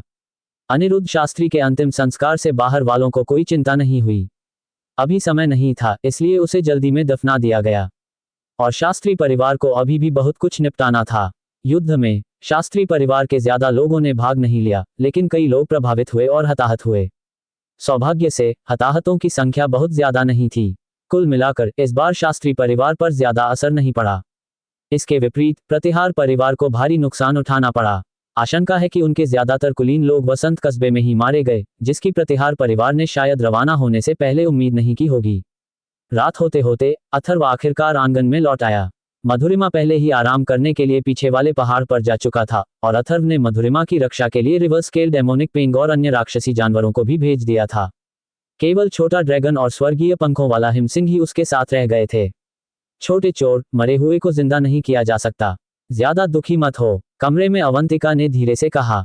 हाँ, अथर्व ने धीरे से कहा। आखिरकार अनिरुद्ध शास्त्री उसके दादा थे। चाहे उन्हें शब्दहीन स्वर्गीय पुस्तक और ड्रैगन शैडो आर्म देने का कारण कुछ भी रहा हो, यह एक दयालुता ही थी। इसलिए वह एक दिन उस काले भूत स्वर्गीय राजा को जरूर मार डालेंगे। हालांकि काले भूत स्वर्गीय राजा को मारने के लिए अथर्व जानता था कि उसकी वर्तमान शक्ति पर्याप्त नहीं थी। 5वीं श्रेणी का मार्शल राजा, वह एक छोटा मार्शल जनरल था, प्रतिद्वंद्वी तो बिल्कुल नहीं। प्रतिद्वंद्वी उसे एक साधारण हथेली के वार से आसानी से मांस की टिकिया में बदल सकता था। दिन में शास्त्री परिवार से मिली शब्दहीन स्वर्गीय पुस्तक के बारे में सोचकर अथर्व ने मन ही मन आह भरी। हालांकि यह शब्दहीन स्वर्गीय पुस्तक एक खजाना थी, लेकिन उसकी वर्तमान शक्ति के साथ इसकी रक्षा करना मुश्किल होगा। अगर बाहरी दुनिया ने यह अफवाह फैला दी कि शब्दहीन स्वर्गीय पुस्तक उसके हाथ लग गई है, तो उसे शायद छिपकर जीवन बिताना पड़ेगा। और एक भी शब्दहीन स्वर्गीय पुस्तक बेकार थी। केवल 9 शब्दहीन स्वर्गीय पुस्तकें इकट्ठा करके ही शून्य को भेदने और अमरता प्राप्त करने का रहस्य पाया जा सकता था। यह अथर्व के लिए निश्चित रूप से एक बहुत बड़ा प्रलोभन था। ऐसे प्रलोभन में उसके लिए अपने हाथ में मौजूद शब्दहीन स्वर्गीय पुस्तक को छोड़ना बिल्कुल असंभव था। अथर्व ने यह भी अनुमान लगाया कि अगर वह बाकी 8 शब्दहीन स्वर्गीय पुस्तकें प्राप्त करना चाहता है, तो निस्संदेह ये स्वर्गारोहण जितना ही कठिन होगा। सबसे पहले उसे पता ही नहीं था कि बाकी 8 शब्दहीन स्वर्गीय पुस्तकें कहाँ हैं। अगर पता भी होता तो भी शब्दहीन स्वर्गीय पुस्तकों जैसे खजानों के मालिक के साथ खिलवाड़ करना आसान नहीं होता। एक पल सोचने के बाद अथर्व ने शब्दहीन स्वर्गीय पुस्तक के बारे में सोचना बंद कर दिया। अपनी मौजूदा ताकत के साथ ज्यादा सोचना बेकार था। सब कुछ अभी भी उसकी अपनी ताकत पर निर्भर था। ताकत के बिना वह अपने पास मौजूद शब्दहीन स्वर्गीय पुस्तक की रक्षा भी नहीं कर पाएगा, बाकी 8 के बारे में सोचना तो दूर की बात है। छोटे चोर, तुम्हारे शास्त्री परिवार के पास ऐसा कौन सा खजाना है जो इतने सारे शक्तिशाली योद्धाओं को अपनी ओर आकर्षित करेगा? अवंतिका ने पूछा। मुझे भी नहीं पता, चलो साधना करते हैं, अथर्व ने धीरे से कहा। ऐसा नहीं था कि उसे युन होंगलिंग पर भरोसा नहीं था, लेकिन शब्दहीन स्वर्गीय पुस्तक के बारे में लोगों को जितना कम पता हो उतना ही अच्छा है। युन होंगलिंग ने कोई और प्रश्न नहीं पूछा और तुरंत साधना करने के लिए पालथी मारकर बैठ गए। Dragon shadow arm. पालथी मारकर बैठे अथर्व के मन में ड्रैगन शैडो आर्म की साधना की जानकारी उभरी। अथर्व के मन में तुरंत ही ढेर सारी जानकारी स्पष्ट रूप से उभर आई। दिन की भागदौड़ में अथर्व ने ड्रैगन शैडो आर्म की ध्यान से जांच नहीं की थी। इस पृथ्वी स्तरीय मध्यवर्ती मार्शल कौशल ने अथर्व को बेहद उत्साहित कर दिया था। उसे उम्मीद नहीं थी कि शास्त्री परिवार के पास ऐसा मार्शल कौशल होगा। पृथ्वी स्तरीय मध्यवर्ती मार्शल कौशल शायद चंद्र रहस्यवादी संप्रदाय का भी एक खजाना था। अथर्व स्वाभाविक रूप से पृथ्वी स्तरीय मध्यवर्ती मार्शल कौशल का मूल्य जानता था। अगर इसे बाहर रखा जाता तो सभी मार्शल राजा, यहां तक कि मार्शल पूज्य भी शायद इसके लिए प्रतिस्पर्धा करने दौड़ पड़ते। पृथ्वी स्तरीय मध्यवर्ती मार्शल कौशल, इस स्तर का मार्शल कौशल पहले से ही एक अनमोल खजाना था। जहां तक पृथ्वी स्तरीय युद्ध कौशल की शक्ति का सवाल है, अथर्व आसानी से इसकी कल्पना कर सकता था। गहन स्तरीय प्रारंभिक युद्ध कौशल की शक्ति पहले से ही भयानक थी और उसके द्वारा विकसित 3000 प्रवाहित मेघहस्त और आकाश विभाजक 9 प्रहार गहन स्तरीय मध्यवर्ती युद्ध कौशल थे, जिन्हें उसने अभी तक सफलतापूर्वक विकसित नहीं किया था। यह आशंका थी कि वह इस पृथ्वी स्तरीय मध्यवर्ती युद्ध कौशल को भी सफलतापूर्वक विकसित नहीं कर पाएगा। एक क्षण बाद अथर्व ने फिर से अपनी आंखें खोली और उनमें एक गहरा सदमा छा गया। ड्रैगन शैडो आर्म वाकई असाधारण था। ड्रैगन शैडो आर्म की साधना संबंधी जानकारी से अथर्व को पता चला कि ड्रैगन शैडो आर्म एक विशेष प्रकार का मार्शल कौशल है जिसे किसी भी गुण वाले मार्शल कलाकार द्वारा विकसित किया जा सकता है। इसकी कुछ समानताएं ग्रीन स्पिरिट आर्मर से भी थीं, जिसे किसी भी गुण वाले मार्शल कलाकार द्वारा विकसित किया जा सकता था। अथर्व को आश्चर्य इस बात पर हुआ कि ड्रैगन शैडो आर्म बहुत ही विचित्र था और साधना के लिए परिस्थितियां बेहद भयावह थीं। ड्रैगन शैडो आर्म की साधना के लिए पहले कम से कम 7वें दर्जे के ड्रैगन राक्षसी पशु के सार रक्त का उपयोग मार्गदर्शक के रूप में करना आवश्यक था। यह अकेला ही लोगों को निराशा में आहें भरने के लिए पर्याप्त था। 7वें दर्जे के ड्रैगन राक्षसी पशु के सार रक्त से 7वें दर्जे के ड्रैगन राक्षसी पशु को मारना निस्संदेह मृत्यु को आमंत्रित करने के समान था। 7वें दर्जे के ड्रैगन राक्षसी पशु के साथ खिलवाड़ करना इतना आसान कैसे हो सकता है? अथर्व को राक्षसी जानवरों के राजाओं की कुछ समझ थी।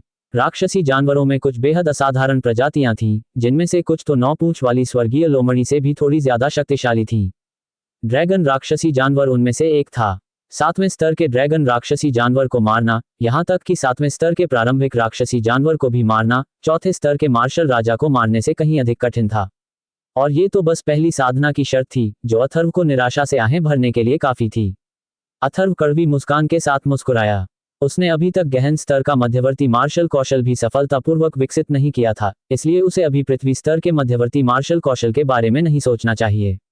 वह बाद में सही समय आने पर इसकी साधना करेगा। एक क्षण बाद अथर्व के हाथों की मुहरें घनीभूत हो गईं और वह तुरंत साधना की अवस्था में पहुंच गया। उसका शरीर भी पीली रोशनी से आच्छादित हो गया। अगले दिन शास्त्री परिवार के एक हॉल में अथर्व को भी हॉल में आने की सूचना दी गई। इस समय बलराज शास्त्री, अनुराग शास्त्री, सोमनाथ शास्त्री, विहाना, देवांशी और अन्य सभी उपस्थित थे, साथ ही शास्त्री परिवार के कई बुजुर्ग भी। सब लोग, आप सभी शास्त्री परिवार की वर्तमान स्थिति से परिचित हैं। अगर आपके पास कोई विचार है तो बेझिझक उसे सामने लाएं और उस पर चर्चा करें। अनुराग शास्त्री ने सबकी ओर देखा और कहा, हमारे शास्त्री परिवार को इस बार भारी नुकसान उठाना पड़ा, यहां तक कि वृद्ध मुखिया को भी। शास्त्री परिवार के एक बुजुर्ग ने कहा, आइए हम सब चुपचाप शोक मनाएं। जब तक हमारा शास्त्री परिवार रहेगा, बूढ़े मुखिया को शांति मिलेगी। अनुराग शास्त्री ने धीरे से कहा, उसके दिल का दुख बयां नहीं हुआ। कुलपिता, इस बार प्रतिहार परिवार, आत्मा युद्ध क्षेत्र और कई अन्य शक्तिशाली योद्धा हमारे शास्त्री परिवार में आए हैं। क्या हमारे शास्त्री परिवार के पास सचमुच कोई खजाना है? शास्त्री परिवार के एक बुजुर्ग ने पूछा। हालांकि वे शास्त्री परिवार के बुजुर्ग थे, लेकिन उन्होंने कभी किसी खजाने की खबर नहीं सुनी थी। सब अफवाहें हैं। हमारा शास्त्री परिवार हजारों सालों से चला आ रहा है और हमने कभी किसी खजाने के बारे में नहीं सुना। पता नहीं इस बार हमने दूसरों को ये कहने के लिए क्यों आकर्षित किया कि हमारे शास्त्री परिवार के पास खजाना है। अनुराग शास्त्री ने कहा, शब्दहीन स्वर्गीय पुस्तक की बात हमेशा से सिर्फ शास्त्री परिवार के मुखिया को ही पता थी और अब सिर्फ अथर्व को ही पता है। शास्त्री परिवार के बुजुर्गों, यहां तक कि बलराज शास्त्री और सोमनाथ शास्त्री को भी कभी पता नहीं चला। आज केवल 5 अपडेट हैं। एक और अपडेट है। 5वें अपडेट के बाद ज़ियाओयू लगातार कई एंटी थेफ्ट अध्याय पोस्ट करेगा। कल बर्स्ट होने पर संशोधन शुरू होंगे, इसलिए जो भाई असली संस्करण पढ़ रहे हैं, कृपया 5वें अध्याय के बाद के अध्याय ना पढ़ें। इन्हें कल दोपहर में पढ़ें। किसी को ये गलतफहमी न होने दें कि ज़ियाओयू पैसे की ठगी कर रहा है। यह एंटी थेफ्ट है, पैसे की ठगी नहीं। कृपया मुझे माफ करें। 5 अपडेट पूरे होने के बाद ज़ियाओयू एंटी थेफ्ट अध्याय पोस्ट करेगा, जिससे असली संस्करण पढ़ने वाले भाइयों को कोई परेशानी नहीं होगी और न ही इससे पढ़ने पर कोई असर पड़ेगा। कृपया किसी भी अन्य असुविधा के लिए क्षमा करें। कल एक बड़ा बर्स्ट है और ज़ियाओयू भी इस अवसर का उपयोग करके पायरेसी पर फिर से प्रहार करना चाहता है। तीसरे भाई, मुझे चिंता है कि वे शक्तिशाली योद्धा वापस आ सकते हैं। बेहतर होगा कि जितनी जल्दी हो सके व्यवस्था कर ली जाए। अब हमें क्या करना चाहिए? बलराज शास्त्री ने भौहें चढ़ाकर सभी से पूछा। मुझे नहीं पता कि क्या करना है, अनुराग शास्त्री ने धीरे से कहा, फिर अपनी नजर अथर्व की ओर घुमाई और कहा, अथर्व, क्या आपके पास कोई सुझाव है? सबकी नजरें तुरंत अथर्व पर टिक गईं। इस समय सबके दिलों में अथर्व की बातें बहुत जोरदार थीं। अथर्व के आसपास की भयानक शक्ति को जानने के बाद शास्त्री परिवार के सभी बुजुर्ग अब अथर्व को एक नए नजरिए से देखने लगे। अथर्व ने अपनी भौहें उठाईं, एक पल के लिए हिचकिचाया और कहा, शास्त्री परिवार को यथासंभव सुरक्षित रखने के लिए शास्त्री परिवार को तितर बितर हो जाना चाहिए और वसंत टाउन छोड़ देना चाहिए। कम से कम 10 या 20 साल बाद वापस आना चाहिए। उन ताकतों के लोगों को शक हो सकता है और वे जल्द ही वापस आ सकते हैं और तब तक शास्त्री परिवार कल जितना भाग्यशाली नहीं रहेगा। तितर बितर हो जाओ और वसंत टाउन छोड़ दो। सबके चेहरे के भाव बदल गए। अथर्व, यह कोई छोटी बात नहीं है। बलराज शास्त्री ने अथर्व की ओर देखा और कहा, वसंत टाउन से भागना और वहां से निकल जाना पूरे कबीले को दूसरी जगह बसाने के बराबर था। ये निश्चित रूप से कोई छोटी बात नहीं थी। इसके अलावा अगर हम तितर बितर हो जाएं और पलायन कर जाएं, तो ऐसा लगेगा कि हमारे शास्त्री परिवार के पास जाने के लिए कोई जगह नहीं बचेगी। बुजुर्गों, कमजोरों, महिलाओं और बच्चों का क्या होगा? सोमनाथ शास्त्री ने पूछा। हम कहाँ जा रहे हैं? किंगयून कस्बा हमारे शास्त्री परिवार का मूल है। कई बुजुर्गों ने भी उलझन भरे भाव से पूछा। लेकिन ये यही वसंत टाउन में है। जब वे ताकतवर लोग शास्त्री परिवार का खजाना ढूंढने आएंगे और उन्हें कुछ नहीं मिलेगा, तो पूरी संभावना है कि वे गुस्से में शास्त्री परिवार को ही खत्म कर देंगे। मेरा सुझाव है कि हम 10-20 साल के लिए कहीं और चले जाएं। तब तक हालात ठीक हो जाएंगे और हम वसंत टाउन लौट सकेंगे। जहां तक कहीं जाने की बात है तो ये तो सीधी बात है। सबके रिश्तेदार और दोस्त होते हैं, है ना? बस उनके साथ रहो। एक बार हालात ठीक हो जाएं तो हम वसंत टाउन लौट सकते हैं, अथर्व ने धीरे से कहा। अथर्व, हालांकि तुम्हारा तरीका व्यवहारिक है, लेकिन क्या कबीले के सदस्यों को तितर बितर करने से वे और भी कमजोर नहीं हो जाएंगे? अगर वे ताकतवर लोग शास्त्री परिवार के खजाने की तलाश में आते हैं और उन्हें कुछ नहीं मिलता, तो वे हमारे कबीले के सदस्यों को आसानी से ढूंढ सकते हैं, अनुराग शास्त्री ने चिंता के साथ अथर्व से कहा। वे ताकतवर लोग शास्त्री परिवार का खजाना ढूंढने आ रहे हैं। अगर उन्हें वह न भी मिले और वे ये भी देखें कि शास्त्री परिवार चला गया है, तो भी वे अपनी भड़ास शास्त्री परिवार के आम सदस्यों पर नहीं निकालेंगे। वे सिर्फ शास्त्री परिवार के मुखिया की तलाश करेंगे, अथर्व ने धीरे से कहा। शास्त्री परिवार के सदस्यों ने एक पल सोचा और समझ गए। अगर कोई शास्त्री परिवार के घर आए और उसे खाली पाए, तो सबसे पहले वे शास्त्री परिवार के मुखिया को ही ढूंढेंगे, न कि सामान्य कबीले के सदस्यों को। अथर्व, प्रतिहार परिवार का क्या हुआ? इस बार उन्हें बहुत बड़ा नुकसान हुआ है और शायद वे हमें आसानी से नहीं छोड़ेंगे, बलराज शास्त्री ने कहा। प्रतिहार परिवार को बहुत नुकसान हुआ है और उनके अधिकांश कुलीन लोग मारे गए हैं। झाओ बूजी भी गंभीर रूप से घायल हैं। उनकी अपनी समस्याएं हैं जिनकी उन्हें चिंता है। मुझे लगता है कि वह शायद इस बात से चिंतित हैं कि मैं उनके प्रतिहार परिवार के साथ मुसीबत मोल लेने जाऊंगा, इसलिए प्रतिहार परिवार अल्पावधि में शास्त्री परिवार के साथ कुछ नहीं करेगा, अथर्व ने कहा। अथर्व की बातें सभी ने सुनी और उन्हें लगा कि उनकी बातें बहुत सही हैं। उन्होंने तुरंत चर्चा शुरू कर दी। शास्त्री परिवार के सदस्यों के बीच विचार विमर्श के बाद ये निर्णय लिया गया कि सभी कबीले के सदस्य शास्त्री परिवार को छोड़कर 15 साल बाद वसंत नगर लौट जाएंगे। सभी को ये भी साफ पता था कि इस बार शास्त्री परिवार से जुड़ी घटनाओं के बाद कई ताकतें जल्द ही आएंगी। स्पिरिट मार्शल वर्ल्ड और राम शास्त्री का रहस्यमयी परिवार भी फिर से आएगा। शास्त्री परिवार के सदस्यों ने विचार विमर्श के बाद उसी दिन प्रस्थान की तैयारी करने का फैसला किया। अथर्व ने इस पल मन ही मन आह भरी। शास्त्री परिवार की रक्षा और उनके सामने आने वाले खतरे की संभावना को कम करने के लिए शास्त्री परिवार के सदस्यों को तितर बितर करना निस्संदेह सबसे अच्छा विकल्प था। वह उन शक्तिशाली लोगों से नहीं डरता था जो खबर सुनकर खजाने की तलाश में आए थे। अफवाह थी कि शास्त्री परिवार के पास भी अपार शक्तिशाली लोग हैं, इसलिए वे शायद लापरवाही बरतने की हिम्मत नहीं करेंगे। उसे बस आत्मा युद्ध जगत, प्रतिहार परिवार और अन्य लोगों के प्रतिशोध का डर था।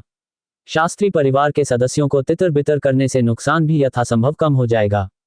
शास्त्री परिवार के सदस्यों के तितर बितर होने के बाद अथर्व ने अनुमान लगाया कि शास्त्री परिवार के खजाने पर कब्जा करने वाले, खासकर प्रतिहार परिवार, स्पिरिट मार्शल वर्ल्ड और शमशीर परिवार, शायद उसके पिता अनुराग शास्त्री और खुद उसे भी ढूंढ लेंगे। आखिरकार वह पहले ही इस मामले में शामिल हो चुका था और यह बहुत संभव था कि इन ताकतों के लोग यह अनुमान लगाएं कि खजाना उसके हाथ लग गया है। उस समय वह उन ताकतवर लोगों का निशाना बन जाएगा।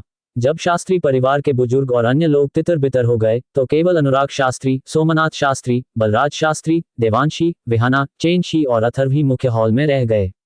चौथे भाई, आपकी क्या योजना है? अनुराग शास्त्री ने मुख्य सीट से सोमनाथ शास्त्री से पूछा। तीसरे भाई, मैं अस्थायी रूप से मनन के नाना के घर जाने की योजना बना रहा हूँ। ये वसंत कस्बे से काफी दूर है और मनन हाल ही में अपने नाना के घर पर रह रहा है। हम 15 साल बाद वापस आएंगे, उम्मीद है कि तब तक यह मामला खत्म हो जाएगा, सोमनाथ शास्त्री ने कहा। ठीक है, अनुराग शास्त्री ने फिर बलराज शास्त्री से पूछा। बड़े भाई, भाभी, आपकी क्या योजना है? क्या आपके पास रहने के लिए कोई जगह है? हम 15 साल तक मेरे मायके में रहने की योजना बना रहे हैं। मैं लंबे समय से वापस नहीं आया हूं और अब लौटने का अच्छा समय है, विहाना ने अनुराग शास्त्री से कहा। देवांशी, क्या तुम मां के साथ वापस जाना चाहते हो? विहाना ने देवांशी से पूछा। माँ, मैंने गुरुदेव से वादा किया था कि मैं कुछ समय तक और साधना करने के लिए यून्यांग संप्रदाय में वापस आऊंगा। मैं यून्यांग संप्रदाय में जाऊंगा, देवांशी ने कहा। अथर्व, तुम क्या कर रही हो? तुम्हारी क्या योजनाएं हैं? बलराज शास्त्री ने अथर्व से पूछा। चाचा, जब समय आएगा तब देखूंगा। मुझे कहीं जाना होगा, अथर्व ने कहा। अथर्व ने मन ही मन प्राचीन क्षेत्र में लौटने का निश्चय कर लिया था। उसने अनुमान लगाया कि बहुत जल्द ही कई शक्तिशाली लोग उसकी तलाश में होंगे, इसलिए उसके पास प्राचीन क्षेत्र में लौटने के अलावा कोई विकल्प नहीं था। एक कारण तो शास्त्री परिवार के खजाने के लालचियों से बचना था और दूसरा ये कि उसे वैसे भी फेई लिंग संप्रदाय में लौटना ही था। 2 साल बीत चुके थे। अब जबकि उसने 10,000 साल पुराना लाल ताम्र और तैरती हुई ज्योति व छाया प्राप्त कर ली थी और साथ ही यून्यांग संप्रदाय के साथ गुप्त गठबंधन भी कर लिया था, उसे फेई लिंग संप्रदाय का समुचित विकास करना चाहिए। हालांकि इस समय अथर्व के पास कुछ ऐसा था जिसे वह जाने नहीं दे सकता था। उसने पहले अपनी मां को इस बार प्राचीन क्षेत्र में ले जाने की योजना बनाई थी, लेकिन मौजूदा हालात में मां का उसके साथ रहना कहीं ज्यादा खतरनाक होता। फिर भी उसकी मां के पास जाने के लिए कोई और जगह नहीं थी, जिससे अथर्व मुश्किल में पड़ गया। हालांकि अथर्व वास्तव में चाहता था कि उसकी मां उसके पास रहे ताकि वह उसकी देखभाल आसानी से कर सके, लेकिन अब यह असंभव था। तीसरे भाई, आप क्या कर रहे हैं? बलराज शास्त्री ने फिर अनुराग शास्त्री से पूछा। मैं। अनुराग शास्त्री एक पल के लिए हिचकिचाया और कहा, जब समय आएगा तब देखूंगा। पिताजी, आप मां के साथ युनयांग संप्रदाय क्यों नहीं जाते? अथर्व ने ऊपर देखा और पूछा। सबने तुरंत अथर्व की तरफ देखा। अनुराग शास्त्री को पिता कहने पर हैरान लग रहे थे। इस वक्त अनुराग शास्त्री की आंखें चमक उठी जब उसने अथर्व को देखा और उसका दिल साफ तौर पर हिल गया। तुम अपनी मां को युनयांग संप्रदाय में भेजने की योजना बना रहे हो? अनुराग शास्त्री ने अथर्व से पूछा। मुझे तभी चैन मिलेगा जब मां युनयांग संप्रदाय में जाएं। अगर तुम भी जा सको तो और भी अच्छा होगा, अथर्व ने धीरे से कहा। अपनी मां को युनयांग संप्रदाय में भेजना अथर्व का कुछ झिझक और सोच विचार के बाद लिया गया फैसला लग रहा था। अपनी मौजूदा स्थिति को देखते हुए अपनी मां को युनयांग संप्रदाय में भेजना भी सबसे अच्छा विकल्प था। हालांकि झाओ बुजी युनयांग संप्रदाय में थे, अथर्व के पंख लगभग कट चुके थे और झाओ बुजी युनयांग संप्रदाय में कुछ भी करने की हिम्मत नहीं कर सकते थे। हांगलिंग और उनके गुरु के वहां होने से उनकी मां की सुरक्षा कोई समस्या नहीं होगी। जहां तक अपनी मां को युनयांग संप्रदाय में भेजने की बात है, हांगलिंग के एक शब्द और युनयांग संप्रदाय के साथ अपने संबंधों के साथ ये निश्चित रूप से ठीक होगा। अगर उनके पिता अनुराग शास्त्री उनके साथ जा सकें तो निस्संदेह ये और भी बेहतर होगा। तुम्हारी मां का युनयांग संप्रदाय में जाना निश्चित रूप से अच्छा है, लेकिन तुम अभी भी खतरे में हो। मुझे डर है कि बहुत जल्द हमारे पिता और पुत्र कई लोगों के निशाने पर आ जाएंगे। क्या तुम युनयांग संप्रदाय में जाने की योजना नहीं बना रहे हो? अनुराग शास्त्री ने अथर्व की ओर देखा और कहा। अथर्व को उसे पिता कहते हुए सुनकर उसका दिल इस समय भी कुछ हद तक हिल रहा था। मुझे अपनी जगह जाना है। अगर कोई मेरे साथ कुछ करना चाहे तो मुझे डर है कि यह आसान नहीं होगा, अथर्व ने धीरे से कहा। उसका मानना था कि प्राचीन क्षेत्र में जाना लोगों के लिए उसे ढूंढना ही काफी मुश्किल होगा। इसके अलावा फीलिंग संप्रदाय के पास पुराना जहर और भूत अमर थे और मधुरिमा के साथ उसके पास एक छोटी सी सेना भी थी। जब तक कि वह कोई मार्शल किंग विशेषज्ञ न हो, उसे आम लोगों से डर नहीं लगता था। अच्छा अथर्व, अंकल नील असल में कौन है? क्या अंकल नील ने तुम्हें बचपन से ही साधना सिखाई थी? सोमनाथ शास्त्री ने पूछा। अंकल नील के बारे में सुनकर शास्त्री परिवार के सदस्यों ने भी अथर्व की ओर देखा। अंकल नील ने उन्हें जो झटका दिया वह कल्पना से परे था। उन्होंने कभी सपने में भी नहीं सोचा था कि शास्त्री परिवार के साथ 30 साल से भी ज्यादा समय से काम कर रहा एक बूढ़ा नौकर वास्तव में इतना प्रभावशाली होगा। आप ऐसा कह सकते हैं, अथर्व ने धीरे से कहा। अथर्व, इस बार हमारा शास्त्री परिवार अंकल नील का बहुत आभारी है। तुम हमें अंकल नील का शुक्रिया अदा करने क्यों नहीं ले जाते? अनुराग शास्त्री ने कहा। पिताजी, इसकी कोई जरूरत नहीं है। अंकल नील को भीड़ पसंद नहीं है। मैं इस मामले में अंकल नील को धन्यवाद दूंगा, अथर्व ने कहा, ये जानते हुए कि अंकल नील शास्त्री परिवार के धन्यवाद की परवाह नहीं करेंगे। फिर सबने अंकल नील के बारे में कुछ सवाल पूछे, लेकिन अथर्व ने ज्यादा कुछ नहीं बताया। ऐसा नहीं था कि अथर्व ने जानबूझकर कुछ छिपाया था, अथर्व खुद भी अंकल नील के मूल के बारे में नहीं जानता था। थोड़ी देर की बातचीत के बाद सभी लोग तैयारी के लिए लौटने लगे। 15 साल के लिए किंग्युन शहर छोड़ने के कारण सभी को थोड़ी हिचकिचाहट महसूस हो रही थी। अथर्व अपने आंगन में लौटने के बाद उसने अवंतिका को अपनी मां को युनयांग संप्रदाय में जाने देने की बात बताई। अवंतिका को स्वाभाविक रूप से कोई आपत्ति नहीं थी, बल्कि वह बहुत खुश थी। मां के बिना पली बड़ी होने के कारण, हालांकि उसने हेमलताशी के साथ ज्यादा समय नहीं बिताया था, उसने मां का प्यार महसूस किया था, इसलिए उनका रिश्ता स्वाभाविक रूप से असाधारण था। हालांकि ये सुनकर कि अथर्व युनयांग संप्रदाय में जाने की योजना नहीं बना रही है, अवंतिका तुरंत बहुत नाराज हो गई। वह बार बार पूछती रही कि अथर्व कहाँ जा रही है और साफ साफ कह रही थी कि उसे उसके पीछे चलना है। अथर्व को उसे मनाने में काफी मशक्कत करनी पड़ी और साथ ही उसने जल्द से जल्द युनयांग संप्रदाय में उससे मिलने का वादा भी किया। तभी यह छोटी बच्ची सबसे पहले युनयांग संप्रदाय में लौटने को राजी हुई। अथर्व ने तुरंत अपनी मां को ढूंढा और उन्हें युनयांग संप्रदाय में जाने के बारे में बताया। हालांकि हेमलताशी अथर्व के बारे में चिंतित थी। अथर्व द्वारा अपनी मां को आश्वस्त करने के बाद ही कि वह ठीक हो जाएगा, हेमलताशी सहमत हुई। दोपहर होते होते शास्त्री परिवार के नौकरों को नौकरी से निकाल दिया गया और हर नौकर को 3 साल की अतिरिक्त तनख्वाह दी गई। शास्त्री परिवार के सदस्य भी हल्के कपड़े पहने अनिच्छा से चले गए। वे सब जाने के लिए बहुत अनिच्छुक थे, लेकिन कुछ कर नहीं सकते थे। शास्त्री परिवार के सैकड़ों सदस्यों के बिखराव और स्थानांतरण से निश्चित रूप से अराजकता और शोर शराबा पैदा हो गया। बलराज शास्त्री, सोमनाथ शास्त्री और अन्य लोग तो और भी ज्यादा व्यस्त थे। शास्त्री परिवार के पास अभी भी कई व्यवसाय और दुकानें थीं, जिन्हें एक ही दिन में ठीक से व्यवस्थित करना संभव नहीं था। इस पूरे कबीले के बिखराव और स्थानांतरण का शास्त्री परिवार पर निश्चित रूप से गहरा असर पड़ेगा। हालांकि शास्त्री परिवार की सुरक्षा के लिए कोई और विकल्प नहीं था। जैसे ही रात हुई, शांत आकाश के नीचे शास्त्री परिवार के आंगन में एक बिल्कुल मूर्ख युवक एक छोटे से दालान में जमीन पर बैठा था। उसके चेहरे पर भाव शून्य थे, उसका रूप मूर्खतापूर्ण था, उसके बाल बिखरे हुए थे और वह जमीन पर लौट रहा था। यह अनंत था, जिसे मूर्ख बना दिया गया था। छोटे से हॉल में अनुराग शास्त्री ने हल्की सी आह भरी। उसे जिंदा छोड़ना तो मेरी मंजिल थी ही। अथर्व की आकृति छोटे से हॉल में प्रकट हुई।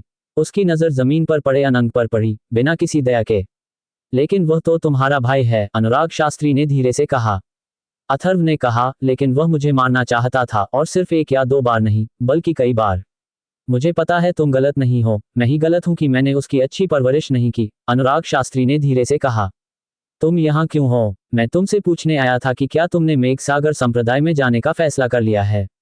अथर्व ने पूछा। अगर तुम जा सको तो माँ बहुत खुश होंगी। मैं तुम्हारी माँ का बहुत बड़ा ऋणी हूँ। मैं अपना बाकी जीवन उनकी भरपाई करने में लगा दूंगा। क्लाउड ओशन सेक्ट जाना ठीक है, वहां कुछ परिचित भी हैं, अनुराग शास्त्री ने कहा। वाह, अथर्व हल्के से मुस्कुराए। माँ को अब कोई पछतावा नहीं होना चाहिए। अथर्व, मुझे सच सच बताओ, क्या तुम्हारी कोई योजना है? अनुराग शास्त्री ने नजरें उठाकर अथर्व से पूछा। अथर्व ने कहा, कुछ तो है, मुझे अपने काम निपटाने हैं। संक्षेप में, हर चीज में सावधानी बरतना। मैं अभी आपकी कोई मदद नहीं कर सकता। मुझे बस आपसे माफी मांगनी है, और मैं आपका बहुत ऋणी हूं, अनुराग शास्त्री ने कहा। पिता और पुत्र के बीच ऐसी बातें क्यों होती हैं? अथर्व थोड़ा मुस्कुराए। ठीक है, बाप बेटे के बीच ऐसी बातें क्यों होती हैं? अनुराग शास्त्री थोड़ा चौंका, फिर मुस्कुराया। इस पल उसका पूरा आभामंडल बदल गया था। बाप बेटे के बीच का सारा मामला आखिरकार इसी पल सुलझ गया था। अथर्व, मुझे पता है कि आज तुम्हारे पास जो कुछ भी है, उसके साथ तुम भविष्य में निश्चित रूप से असाधारण बनोगी। तुम्हारे दादाजी ने भी ये देखा था, इसीलिए उन्होंने तुम्हें शब्दहीन स्वर्गीय पुस्तक और ड्रैगन शैडो आम दिया था। हालांकि तुम शास्त्री परिवार के मुखिया का पद स्वीकार करने को तैयार नहीं हो, मुझे उम्मीद है कि तुम भविष्य में इस पद को स्वीकार कर सकोगी। शास्त्री परिवार को अब तुम पर गर्व होगा, अनुराग शास्त्री ने कहा। उसकी आंखों में एक तेज चमक थी। शास्त्री परिवार के मुखिया के मामले पर बाद में बात करेंगे। मैंने दादाजी से वादा किया था कि मैं चुप नहीं बैठूंगा और अपनी शक्ति के अनुसार शास्त्री परिवार के मामलों में कुछ नहीं करूंगा, अथर्व ने कहा। हमारे शास्त्री परिवार ने 10,000 वर्षों से शब्दहीन स्वर्गीय पुस्तक की रक्षा की है। प्रत्येक पीढ़ी के शास्त्री परिवार के मुखिया की जिम्मेदारी इस शब्दहीन स्वर्गीय पुस्तक की रक्षा करना है। मुझे आशा है कि आपको सभी 9 शब्दहीन स्वर्गीय पुस्तकों को इकट्ठा करने और अनंत जीवन और शून्यता को दूर करने के रहस्य को उजागर करने का अवसर मिलेगा, अनुराग शास्त्री ने कहा। अथर्व हल्के से मुस्कुराया। सभी 9 शब्दहीन स्वर्गीय पुस्तकें इकट्ठा करना निश्चित रूप से कोई आसान काम नहीं था। अब उसका मुख्य ध्यान अपनी शक्ति को मजबूत करने और उड़ती आत्मा संप्रदाय का विकास करने पर था। अगर मौका मिला तो वह बाद में शब्दहीन स्वर्गीय पुस्तकों की तलाश कर सकता था। हालांकि अथर्व को शब्दहीन स्वर्गीय पुस्तक के बारे में ज्यादा जानकारी नहीं थी, फिर भी शमशीर परिवार और स्पिरिट मार्शल वर्ल्ड दोनों ही इसकी खोज में थे। अथर्व का अनुमान था कि ये लोग इसके बारे में कुछ जानते होंगे। अगर भविष्य में उसे मौका मिले तो वह अन्य शब्दहीन स्वर्गीय पुस्तकों के रहस्यों को जान सकता है। अथर्व जब आंगन से निकला तो रात हो चुकी थी। पिता और पुत्र ने काफी बातें की थीं। तीसरे दिन अथर्व, छोटू और स्काई विंग स्नोलांड शास्त्री परिवार के पीछे पहाड़ में दिखाई दिए। नमस्कार, दानव राजा। उल्टे पैमाने वाला दानव पेंग, रक्तमय जैद दानव बाघ, 2 सिरों वाला जल अग्नि दानव बार ड्रैगन और चंद्र दानव खरगोश झट से छोटू के सामने झुक गए। ये 4-5वीं श्रेणी के दानव, सच कहें तो अथर्व के नहीं बल्कि छोटू के अधीन थे। बहन बेल लिंग कैसी हैं? छोटू की छोटी आंखों ने सामने एक गुफा की ओर देखा और पूछा। दानव राजा बेल लिंग स्वस्थ हो रहा है। उसकी चोटें हल्की नहीं हैं, रिवर्स स्केल दानव पेंग ने छोटू को उत्तर दिया। अथर्व इस समय थोड़ी चिंतित थी। हालांकि बेल लिंग की ताकत बहुत ज्यादा थी, लेकिन उसे ब्लैक घोस्ट हेवनली किंग का झटका लगा था और उसकी चोटें बिल्कुल भी हल्की नहीं थीं। गर्जन। बाईं ओर एक निचले क्षेत्र से एक धीमी गर्जना फैली और फिर एक विशाल आभा ऊपर की ओर उठने लगी। कुछ ही क्षणों में यह आभा चौथे स्तर के राक्षस पशु स्तर तक पहुंच गई। ब्लड लिजर्ड आखिरकार कामयाब हो ही गया। अथर्व ने बाईं ओर देखा। ब्लड लिजर्ड कुछ दिन पहले से ही अपनी सफलता की तैयारी कर रहा था और संयोग से उसी समय शास्त्री परिवार के साथ कुछ हुआ। ब्लड लिजर्ड अभी तक प्रकट नहीं हुआ था, लेकिन उसकी ताकत बहुत ज्यादा नहीं थी, इसलिए सौभाग्य से उसने कोई देरी नहीं की। फुश। तभी सामने वाली गुफा से एक सफेद रोशनी निकली और हवा में एक बेहद खूबसूरत महिला में बदल गई। उसका चेहरा थोड़ा पीला था, वह बेल लिंग थी। बेल लिंग, कैसी हो? अथर्व ने बेल लिंग की आभा को महसूस करते हुए पूछा, जिससे ऐसा लग रहा था कि उसकी चोटें बहुत अच्छी नहीं थीं। वह काला भूत स्वर्गीय राजा बहुत शक्तिशाली है। मैं 3 दिनों से स्वास्थ्य लाभ कर रही हूँ और केवल चोटों को नियंत्रित करने में कामयाब रही हूँ। हालांकि मेरे 9 पूंछ वाले दानव लोमड़ी कबीले की शारीरिक सुरक्षा सामान्य नहीं है, इसलिए अब कोई बड़ी समस्या नहीं है। ठीक होना बस समय की बात है, बेललिंग ने धीरे से कहा। उसका पीला चेहरा उसे और भी अधिक ठंडा और सुंदर दिखा रहा था। वाह, अच्छा हुआ। अथर्व ने राहत की सांस ली। वह काला भूत स्वर्गीय राजा बहुत शक्तिशाली था। शास्त्री परिवार का बदला, और साथ ही इस काले भूत स्वर्गीय राजा ने उस पर 2 बार हमला किया था। अगर भविष्य में मौका मिले तो ये रंजिश जरूर पूरी करनी होगी। शाम को शास्त्री परिवार के लकड़ी के शेड के गुप्त कमरे में अथर्व ने गुप्त कमरे में प्रवेश किया। उसके साथ केवल छोटू था। सांस छोड़ो। लकड़ी के शेड के गुप्त कमरे के अंदर अंकल नील ने अपने शरीर से बासी हवा का एक झोंका छोड़ा। उनकी आंखें खुल गईं। उनकी धुंधली आंखों में एक तेज चमक चमक उठी। इस समय उनका चेहरा भी पीला पड़ गया था। अंकल नील, आपकी चोटें कैसी हैं? अथर्व ने चिंतित होकर पूछा। एक छोटी सी समस्या है। अंकल नील ने अथर्व की ओर देखा और कहा, मैं पहले से ही घायल था। पिछली बार मैंने रक्तवध को परिष्कृत करने में आपकी मदद की थी, और इस बार मैंने 9 ड्रैगन क्रिम्सन फ्लेम कॉल्ड्रॉन को जबरन सक्रिय कर दिया। इस छोटी सी ताकत को पुनः प्राप्त करने में मुझे 30 साल से अधिक समय लगा, और अब शायद इसमें 10 साल और लगेंगे। अंकल नील, मैंने आपको नीचे खींच लिया है। अथर्व ने गहरी गर्दन झुकाई। ये सब इसलिए हुआ क्योंकि अंकल नील ने उनके लिए काम किया था। हम फिर से शुरू करते हैं। ये पूरी तरह से तुम्हारी वजह से नहीं है। स्पिरिट मार्शल वर्ल्ड के लोगों को पहले से ही मुझसे शिकायतें हैं, और अगर मुझे पता होता तो मैं उन्हें जाने नहीं देता। बात बस इतनी है कि अपनी मौजूदा ताकत से मैं एक छोटे से काले भूत स्वर्गीय राजा को भी नहीं मार सकता। अंकल नील ने हल्की सी आह भरी। उनकी आंखों में एक ठंडी चमक चमक उठी। अंकल नील, स्पिरिट मार्शल वर्ल्ड किस तरह की शक्ति है? क्या आपको उनसे गहरी नफरत है? अथर्व ने पूछा। आत्मा मार्शल वर्ल्ड एक छिपी हुई शक्ति है जिसने कई शक्तिशाली व्यक्तियों को इकट्ठा किया है। इसकी ताकत अपार है, लेकिन बहुत कम लोग इसके बारे में जानते हैं। अंकल नील ने अथर्व की ओर देखा और कहा, मेरे और आत्मा मार्शल वर्ल्ड के बीच के झगड़े को कम समय में समझाया नहीं जा सकता। आप आत्मा मार्शल वर्ल्ड को उकसाने का जोखिम नहीं उठा सकते, इसलिए बहुत अधिक प्रश्न न पूछें। अंकल नील, आपका दुश्मन स्वाभाविक रूप से मेरा दुश्मन है। भले ही मैं अभी स्पिरिट मार्शल वर्ल्ड को उकसा नहीं सकता, इसका मतलब यह नहीं है कि मैं भविष्य में ऐसा नहीं कर पाऊंगा। एक दिन मैं निश्चित रूप से आपको बदला लेने में मदद करूंगा, अथर्व ने गंभीरता से कहा। अथर्व को देखते हुए अंकल नील ने धीरे से कहा, यह काफी है कि तुम्हारा यह इरादा है। कुछ चीजें हैं जिनमें तुम्हें शामिल नहीं होना चाहिए, वरना तुम आपदा को आमंत्रित करोगे। अब शास्त्री परिवार कैसा है? शास्त्री परिवार बिखर गया है और दूसरी जगह बस गया है। वे 15 साल बाद लौटेंगे। फिर अथर्व ने शास्त्री परिवार की सारी बातें सुनाई, जिसमें अनिरुद्ध शास्त्री की मौत की खबर भी शामिल थी। यह अच्छी बात है। स्पिरिट मार्शल वर्ल्ड शायद कुछ समय बाद वापस आ जाएगा। अंकल नील ने हल्की सी आह भरी, फिर कहा, 30 साल से ज्यादा समय से मुझे यहाँ रहने की कुछ आदत हो गई है। अब मेरे जाने का समय आ गया है।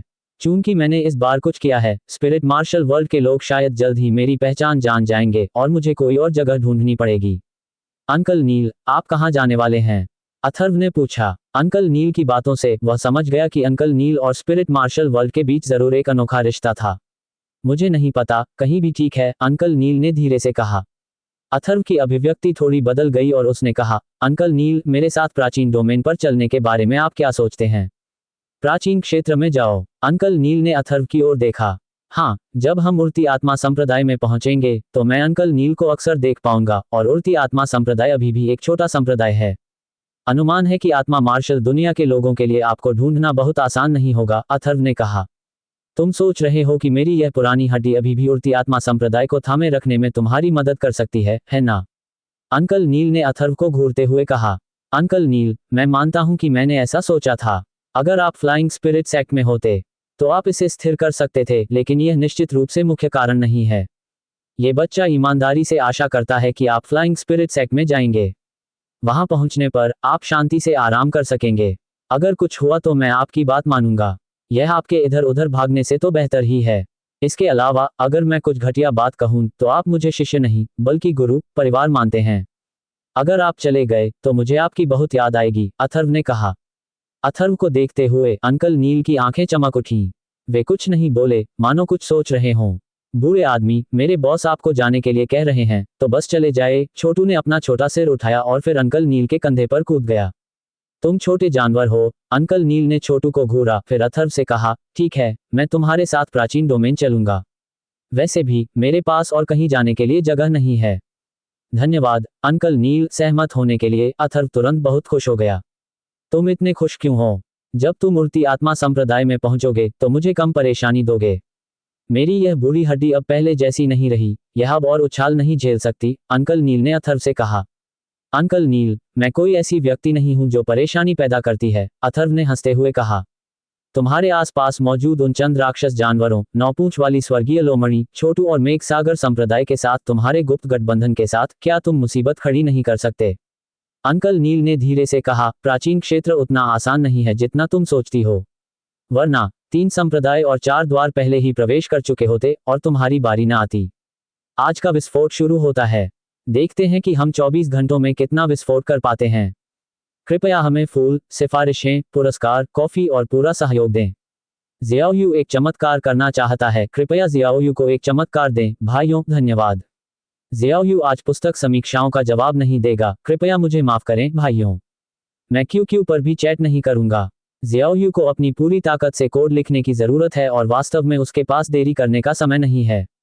चिंता मत करो अंकल नील, ये जूनियर जानता है कि वह क्या कर रहा है और वह हर जगह दुश्मन नहीं बनाएगा, अथर्व ने कहा। तुम नुकसान सहने वालों में से नहीं हो, इसलिए मुझे इसकी ज्यादा चिंता नहीं है, अंकल नील ने अथर्व की ओर देखते हुए कहा। अब जब अनिरुद्ध शास्त्री चला गया है, अगर मैं गलत नहीं हूं, तो अगर शास्त्री परिवार के पास कोई खजाना होता तो वह तुम्हें जरूर दिया जाता। मुझे थोड़ी उत्सुकता है कि शास्त्री परिवार का खजाना क्या है, क्योंकि इसमें शमशीर परिवार और स्पिरिट मार्शल वर्ल्ड भी शामिल हैं। क्या अंकल नील को शब्दहीन स्वर्गीय पुस्तक के बारे में पता है? अथर्व थोड़ा हिचकिचाया, फिर बोला। अंकल नील के सामने उसे छिपाने के लिए कुछ भी नहीं था। क्या ये हो सकता है कि आपने जिस शास्त्री परिवार के खजाने का उल्लेख किया है, वह शब्दहीन स्वर्गीय पुस्तक है? अंकल नील की अभिव्यक्ति में भारी बदलाव आया। ये सही है, ये शब्दहीन स्वर्गीय पुस्तक है, अथर्व ने कहा। जल्दी करो, मुझे दिखाओ। अंकल नील अचानक कांप उठे, उनकी नजर अथर्व पर टिकी हुई थी और उन्होंने आग्रह किया। अथर्व ने शब्दहीन स्वर्गीय पुस्तक निकाली और अंकल नील को दे दी। अंकल नील की प्रतिक्रिया देखकर अथर्व ने अनुमान लगाया कि अंकल नील को शब्दहीन स्वर्गीय पुस्तक के बारे में कुछ पता होगा। अथर्व के हाथ से जेड स्लिप लेते ही अंकल नील तुरंत उत्साहित दिखाई दिए। उनके हाथ में एक रोशनी चमकी और फिर शब्दहीन स्वर्गीय पुस्तक पर एक गुप्त पैटर्न प्रकट हुआ। विशाल आभा की चमक के साथ जेड स्लिप पर एक अक्षर स्पिरिट भी चमका और गायब हो गया। ये सचमुच शब्दहीन स्वर्गीय पुस्तक है, अंकल नील ने हाथ में शब्दहीन स्वर्गीय पुस्तक को देखते हुए कहा। उनका शरीर उत्तेजना से थोड़ा कांप रहा था। फिर उन्होंने शब्दहीन स्वर्गीय पुस्तक अथर्व को वापस दे दी और कहा, तुम्हें इस शब्दहीन स्वर्गीय पुस्तक को सुरक्षित रखना होगा। अगर यह उजागर हो गई तो पूरे महाद्वीप की सभी शीर्ष शक्तियां तुम्हारा पीछा करेंगी। अपनी पूरी ताकत लगाकर भी मैं शायद तुम्हारी रक्षा नहीं कर पाऊंगा। अंकल नील, क्या ये शब्दहीन स्वर्गीय पुस्तक सचमुच अंतरिक्ष को चकनाचूर करने और अमरता प्राप्त करने का रहस्य खोल सकती है? अथर्व ने शब्दहीन स्वर्गीय पुस्तक को एक तरफ रख देने के बाद पूछा। किंवदंती ऐसा ही कहती है। सभी 9 शब्दहीन स्वर्गीय पुस्तकों को इकट्ठा करने से अंतरिक्ष को चकनाचूर करने और अमरता का रहस्य उजागर हो सकता है, लेकिन मुझे इसकी बारीकियां नहीं पता। संक्षेप में, हालांकि यह एक महान खजाना है, अगर यह उजागर हो गया तो यह आपके लिए पूरी तरह से जानलेवा खतरा बन जाएगा। इसके अलावा प्रतिहार परिवार, शमशीर परिवार और आत्मा मार्शल वर्ल्ड सभी आप पर शक करेंगे। आपको प्रतिहार परिवार से डरने की जरूरत नहीं है, लेकिन आत्मा मार्शल वर्ल्ड और शमशीर परिवार को बिल्कुल भी उकसाया नहीं जाना चाहिए, अंकल नील ने अथर्व की ओर देखते हुए कहा। अंकल नील, शमशीर परिवार की उत्पत्ति क्या है? अथर्व ने पूछा। एक छिपा हुआ कबीला, बहुत शक्तिशाली, तुम्हारी कल्पना से भी ज्यादा ताकतवर। इसलिए अभी तुम्हें जानने की जरूरत नहीं है। जानने के लिए तुम्हें पर्याप्त ताकत चाहिए। पर्याप्त ताकत के साथ तुम 3 दिन पहले की तरह असहाय नहीं रहोगे जब तुम राजा काले भूत से मिले थे। तुम्हें पता होना चाहिए कि इस दुनिया में राजा काले भूत से भी ज्यादा ताकतवर लोग हैं, अंकल नील ने कहा। ये जूनियर समझता है और जरूर लगन से साधना करेगा, अथर्व ने कहा। उसकी आंखों में दृढ़ निश्चय झलक रहा था। वह एक दिन ताकतवरों की श्रेणी में शामिल हो जाएगा। तुम्हारे पास यिन यांग स्पिरिट मार्शल सीक्रेट आर्ट है। जब तक तुम गंभीर और सतर्क हो, एक मजबूत इंसान बनना बस समय की बात है। मैं उस दिन का इंतजार कर रहा हूं जब तुम मजबूत बनोगे, अंकल नील ने अथर्व से कहा। उनकी आंखों में एक हल्की सी मुस्कान उभर आई। कुछ ही देर बाद अथर्व लकड़ी के शेड के गुप्त कमरे से बाहर निकल आया। ये बात कि अंकल नील उसके साथ प्राचीन क्षेत्र जा सकते हैं अथर्व को बेहद खुशी दे रही थी। हालांकि उसका मूल इरादा अंकल नील को उड़नशील आत्मा संप्रदाय का अध्यक्ष बनाना नहीं था, लेकिन अंकल नील के विशाल ज्ञान और अनुभव के साथ उड़नशील आत्मा संप्रदाय में उनकी मदद बहुत बड़ी होगी। जैसे ही अथर्व पिछले आंगन से बाहर निकला, उसकी भौहें अचानक तन गईं, उसकी नजर सामने आसमान पर टिक गई। एक विशाल आभामंडल सामने आ रहा था। एक शक्तिशाली व्यक्ति आ रहा है। मधुरिमा की आकृति पता नहीं कहां से अथर्व के कंधे पर आ गिरी। फुस, एक पल में अनुराग शास्त्री की आकृति भी गंभीर भाव से अथर्व के पास आ गिरी। पिता और पुत्र ने एक दूसरे को देखा, उनकी नजरें दूर आसमान पर टिकी थीं।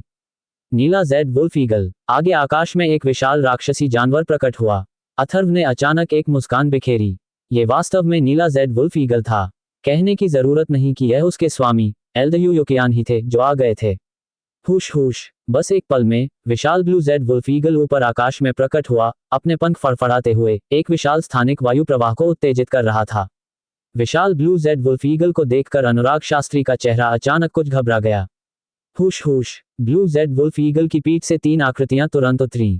3 आभाएं चमकी और गायब हो गईं। वे कोई और नहीं बल्कि चंद्र रहस्यवादी संप्रदाय के एल्डर योकियान, एल्डर जी और एल्डर सॉन्ग थे। नमस्कार गुरु। नमस्कार एल्डर जी, एल्डर सॉन्ग। अथर्व जल्दी से आगे बढ़ा। हा अथर्व, मास्टर आपको याद करते हैं, एल्डर यू ने दिल खोलकर हंसते हुए कहा। अथर्व, क्या प्रतिहार परिवार सचमुच आया था? शास्त्री परिवार की वर्तमान स्थिति देखकर एल्डर सोंग और एल्डर जी ने तुरंत भौहें चढ़ाईं। शास्त्री परिवार के सामने के आंगन का आधा हिस्सा नष्ट हो गया था और आसपास की जमीन में अनगिनत गहरे गड्ढे हो गए थे जिन्हें उन्होंने आसमान से देखा था। ये सही है, अथर्व ने सिर हिलाया, यह अनुमान लगाते हुए कि एल्डरजी और एल्डर सॉन्ग ने प्रतिहार परिवार की यात्रा की खबर पहले ही सुन ली थी। शिष्य गुरु का अभिवादन करता है। इस समय अनुराग शास्त्री एल्डर यू के सामने आया और झुककर प्रणाम किया। यू योकियान ने एक पल के लिए अनुराग शास्त्री को देखा, फिर कहा, तुम्हें अभी भी यह बुरा आदमी याद है? शिष्य भूलने की हिम्मत नहीं करेगा, अनुराग शास्त्री ने कहा। एल्डर यू योकियान के सामने वह पूरी तरह से सम्मानपूर्ण था। हम भूलने की हिम्मत नहीं हुई। 20 साल हो गए, क्या तुम मुझसे मिलने आए हो? एल्डर यू योकियान ने हल्के से कहा। शिष्य को मृत्युदंड मिलना चाहिए, अनुराग शास्त्री ने अपना सिर नीचा करते हुए कहा। मास्टर, कृपया जल्दी से अंदर आइए। आप क्यों आए हैं? अथर्व ने एक व्यंग्यात्मक मुस्कान दी और बातचीत शुरू करने के लिए आगे बढ़ी, फिर तीनों को शास्त्री परिवार की जागीर में ले गई। कुछ ही देर बाद एक छोटे से हॉल में देवांशी और अवंतिका पहले ही आ चुके थे। फिर बलराज शास्त्री, सोमनाथ शास्त्री और बाकी लोग भी लौट आए। अथर्व ने फिर तीनों को शास्त्री परिवार की वर्तमान स्थिति के बारे में बताया। अवंतिका भी प्रतिहार परिवार पर क्रोधित थी। हालांकि कहानी सुनाते समय अथर्व ने राक्षसी जानवरों और अंकल नील के मामलों को अनदेखा कर दिया। ये जानकर कि प्रतिहार परिवार से केवल झाओ वुजी ही बच निकला है, यू योकियान, एल्डरजी और एल्डर सोंग सभी स्तब्ध रह गए। जहां तक झाओ किंगटियन और झाओ किंग हाई की हत्या का सवाल है, तीनों एल्डर भी उतने ही असहाय थे। ये दोनों भी चंद्र रहस्यवादी संप्रदाय के अत्यधिक सम्मानित शिष्य थे। गुरु, आप क्यों आए? अथर्व ने पूछा। ब्लू जेड वुल्फ ईगल की गति के अनुसार तीनों को चंद्र रहस्यवादी संप्रदाय से आने में कुछ ही दिन लगे होंगे। वे शास्त्री परिवार की घटना से पहले ही निकल पड़े होंगे।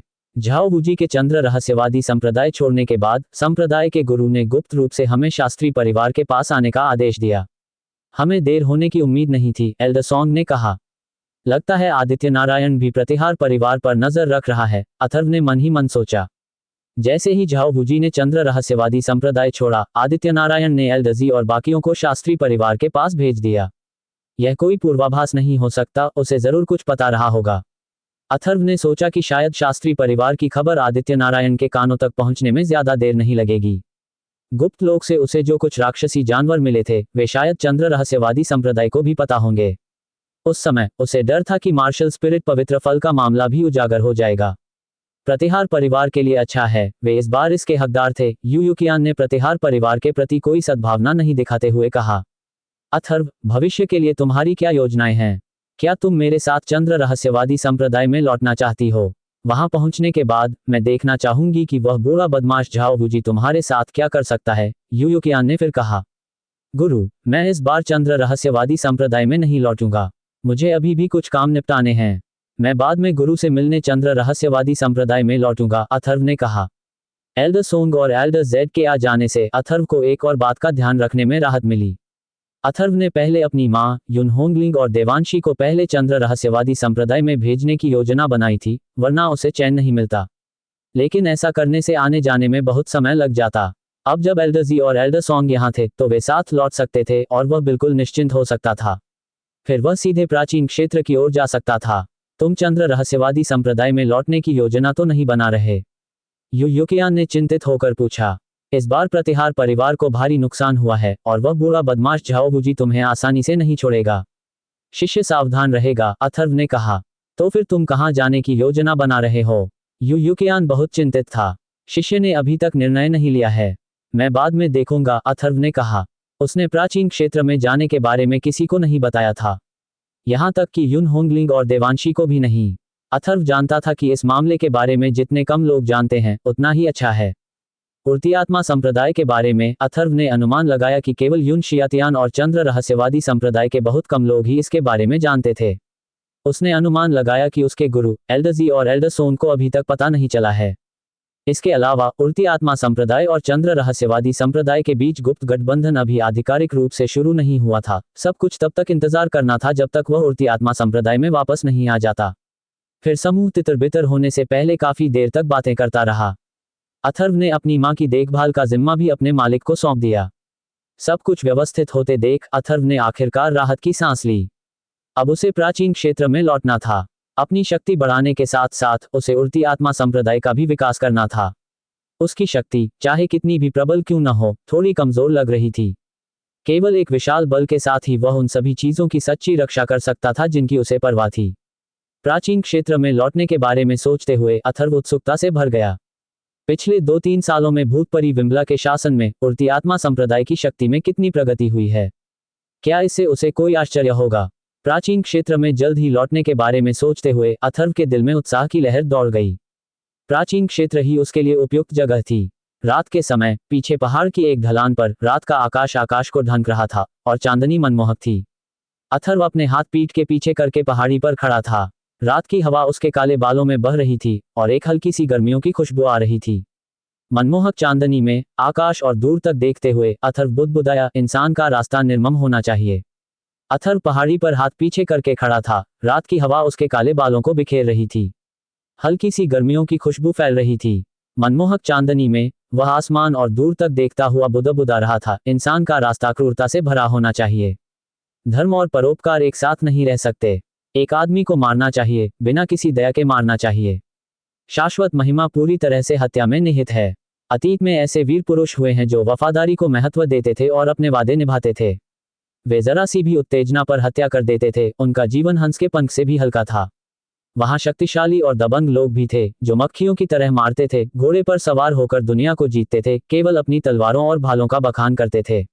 आज ऐसे पुरुषों की तलाश करना पानी में चंद्रमा का प्रतिबिंब पकड़ने जैसा है। क्या आप नहीं देखते कि कैसे पांडित्यपूर्ण लोग उठ खड़े होते हैं और वीर पुरुष मरते हैं, जबकि दिव्य भूमि अब परोपकार और धार्मिकता का दावा करती है। एक दिन विदेशी आक्रमणकारी मध्य मैदानों को अस्त व्यस्त कर देंगे, विद्वान सुअरों की तरह बिखर जाएंगे और डरपोक लोग रोएंगे। मैं प्राचीन तरीकों से सीखना चाहता हूँ, वीरता की भावना को पुनः जागृत करना चाहता हूँ। प्रतिष्ठा गंदगी की तरह है, मैं परोपकारी का उपहास करने से घृणा करता हूँ। लोहे को काटने वाली तलवार लेकर मैं क्रोध में आकर हत्या करता हूँ। शराब पीने के लिए मांस काटकर मैं भूतों और देवताओं से बातचीत करता हूँ और उन्हें चौंका देता हूँ। 1000 मील दूर किसी दुश्मन को मारने में मैं खुशी खुशी 10 साल लगा दूंगा। जुवान झू और तियानगुआंग की तरह मैं पाताल लोक में एक बंधन बनाता हूँ। सुबह पश्चिमी द्वार से निकलकर शाम को मानव सिर लेकर वापस आना। थके हुए, केवल सोने की इच्छा रखते हुए अचानक युद्ध की पुकार सुनाई देती है। अपनी माँ को विदाई देने के लिए पश्चिमी द्वार से निकलते समय मेरी माँ दुखी है, लेकिन उसका बेटा नहीं। मेरा जीवन इतिहास के पन्नों में दर्ज हो चुका है। जो व्यक्ति यहाँ से चला जाता है वह कभी वापस नहीं लौटता। स्वर्ग और पृथ्वी के बीच लड़ाई, क्रूरता अंडरवर्ल्ड को चौंका देती है। 3 चरणों में एक व्यक्ति की हत्या करने पर हृदय रुक जाता है, लेकिन हाथ नहीं रुकते। रक्त की लहरें 10,000 मील तक बहती हैं, लाशें पहाड़ों पर इकट्ठी हो जाती हैं। युद्ध के बाद नायक थका हुआ होकर दुश्मन की लाश पर सिर रख कर सो जाता है। अभी भी अपने सपनों में मार खाते हुए उसकी मुस्कान पीली चांदनी को प्रतिबिंबित करती है। बेटी, मत पूछो आदमी इतना खूंखार क्यों होता है। प्राचीन काल से ही परोपकार और सदाचार ने लोगों को हमेशा नुकसान पहुंचाया है। धार्मिकता और नैतिकता कभी भी सत्य नहीं रही।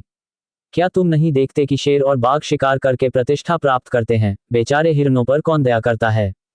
इस दुनिया में ताकतवर हमेशा कमजोर का शिकार करते हैं, भले ही आप सही हों, ये व्यर्थ है। मत पूछो, आदमी का अपना रास्ता होता है। मनुष्य का मार्ग क्रूरता का होना चाहिए। धर्म और परोपकार एक साथ नहीं रह सकते। मनुष्य का काम हत्या के मैदान में है, उसकी आंतें भालू जैसी, उसकी आंखें भेड़िए जैसी। एक पुरुष के रूप में जन्म लेने के कारण उसे हत्या करनी चाहिए, न कि पुरुष के शरीर को एक महिला के दिल से लिपटने देना चाहिए। मनुष्य को कभी अपने ऊपर दया नहीं आती। यदि वह शत्रु के हाथों मर भी जाए तो वह हंसकर उसे स्वीकार कर लेता है। प्रतिशोध और युद्ध के सैकड़ों स्थान हैं। मैं चाहता हूं कि हर जगह जंगली घास हरी भरी हो। हे मनुष्य, मत कांप, मेरे पास तेरे लिए एक गीत है। एक को मारना अपराध है, 10,000 का वध करना वीरता है। 9 लाख का वध, यही वीरों में वीर है। नायकों में नायक, उसका मार्ग अलग है। 1000 वर्षों की परोपकारिता और धार्मिकता की प्रतिष्ठा को देखते हुए वह केवल इस जीवन में अपनी वीरता का प्रदर्शन करना चाहता है। वह अच्छे नाम से नहीं, बल्कि बुरे नाम से प्यार करता है और बिना किसी पछतावे के लाखों लोगों की हत्या कर देता है। इससे तो अच्छा है कि 10,000 लोग घृणा से दांत पीसें, बजाय इसके कि कोई मुझे शाप न दे। 5000 वर्षों से संसार को देखते हुए ऐसा वीर कहाँ है जो हत्या न करता हो।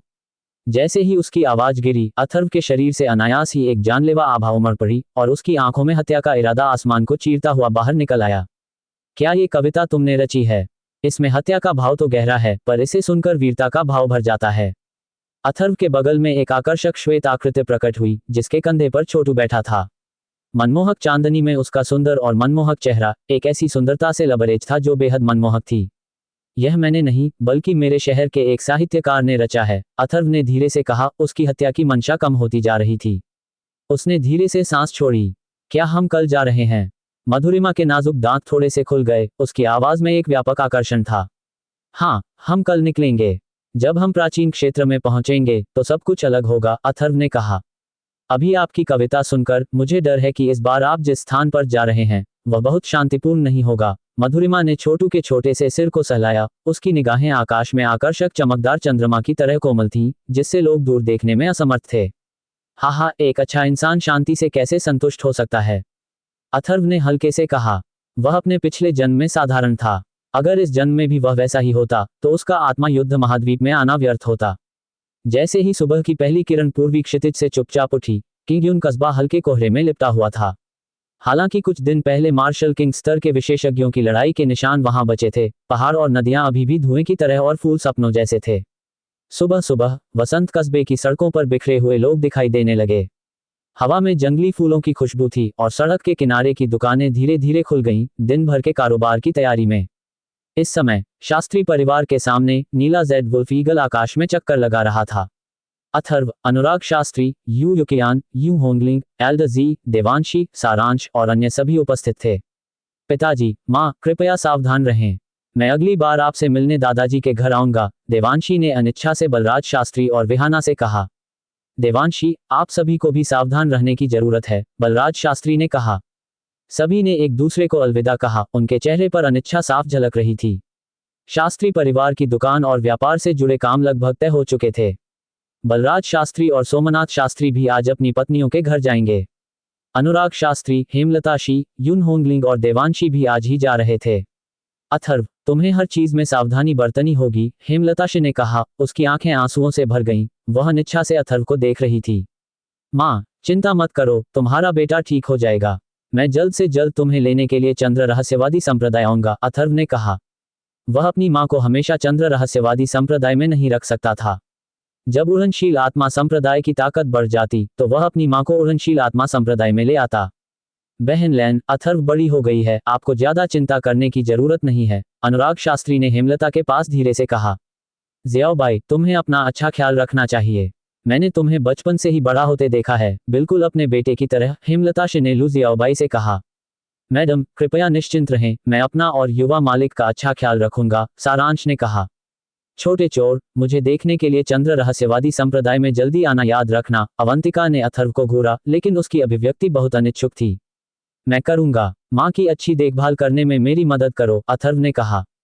बेशक मैं माँ की अच्छी देखभाल करूंगी, चिंता मत करो, यूहोंगलिंग ने अथर्व को देखा और कहा। इसके अलावा आपको अन्य लड़कियों के साथ फ्लर्ट करने की अनुमति नहीं है, अन्यथा आप एक भयानक मौत मरेंगे। हे। युन होंगलिंग की बातें सुनकर हेमलता शे, एल्डजी और अनुराग शास्त्री अपनी हंसी रोक नहीं पाए। मुझे पता है, कई बड़ों की मौजूदगी में अथर्व को तुरंत शर्मिंदगी महसूस हुई और उसके पसीने छूटने लगे। इस लड़की हांगलिंग को बोलते समय मौके की बिल्कुल भी परवाह नहीं थी। अथर्व, जब तुम्हारे पास समय हो अपने गुरु से मिलने आना। अपने पिता की तरह मत बनो, जो 20 साल तक वापस नहीं आए। मैं दिखावा करूंगा कि वे मेरे शिष्य नहीं हैं। युयुकियान ने अनुराग शास्त्री को घूरा, फिर अथर्व से कहा, तुम्हें बाहर हर चीज से सावधान रहना होगा। तुम्हारी माँ चंद्र रहस्यवादी संप्रदाय में है, इसलिए तुम निश्चिंत रहो।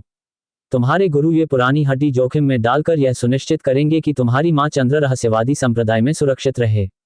धन्यवाद गुरुजी, अथर्व ने कहा। ये शिष्य जल्द से जल्द गुरुजी से मिलने अवश्य आएगा। ठीक है, चलो सब चलें, हमें अंततः जाना ही होगा, एल्डरजी ने कहा। इस हिचकिचाहट के बीच सभी ने नीला जेड वुल्फ ईगल पर छलांग लगा दी। अनुराग शास्त्री ने हेमलताशी को भी नीला जेड वुल्फ ईगल पर चढ़ा दिया और इसी समय अनंत को भी अनुराग शास्त्री ने चंद्र रहस्यवादी संप्रदाय में ले जाया। छोटे चोर, जितनी जल्दी हो सके मुझसे और सिस्टर देवांशी से मिलने आना, अवंतिका ने कहा और फिर उसकी आकृति एजोर जेड वुल्फ ईगल पर कूद गई। अथर्व, हर चीज में सावधानी बरतना, अपना अच्छा ख्याल रखना। हांगलिंग और मैं तीसरी चाची का अच्छा ख्याल रखेंगे, देवांशी ने कहा। अथर्व ने हल्के से मुस्कुराकर सिर हिलाया और देवांशी को पहले जाने का इशारा किया। हालांकि वह अपनी दोनों मंगेतरों से अलग होने को तैयार नहीं था, लेकिन वह जानता था कि यह रोमांटिक भावनाओं का समय नहीं है। सबको अलविदा कहते हुए नीला जेड वुल्फ ईगल अपने पंख फड़फड़ाते हुए आकाश में उड़ गया। उसका विशाल शरीर तुरंत दूर आकाश में विलीन हो गया। उनकी पीठ को देखते हुए अथर्व की आंखें बहुत देर तक स्थिर रहीं।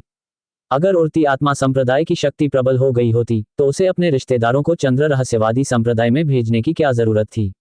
अथर्व, शास्त्री परिवार अब से तुम पर निर्भर रहेगा, बलराज शास्त्री ने अथर्व से धीरे से कहा। अब से 15 साल बाद मुझे उम्मीद है कि शास्त्री परिवार के सदस्य फिर से वसंत टाउन लौट सकेंगे। 15 साल में ये समय आ जाना चाहिए, अथर्व ने धीरे से कहा।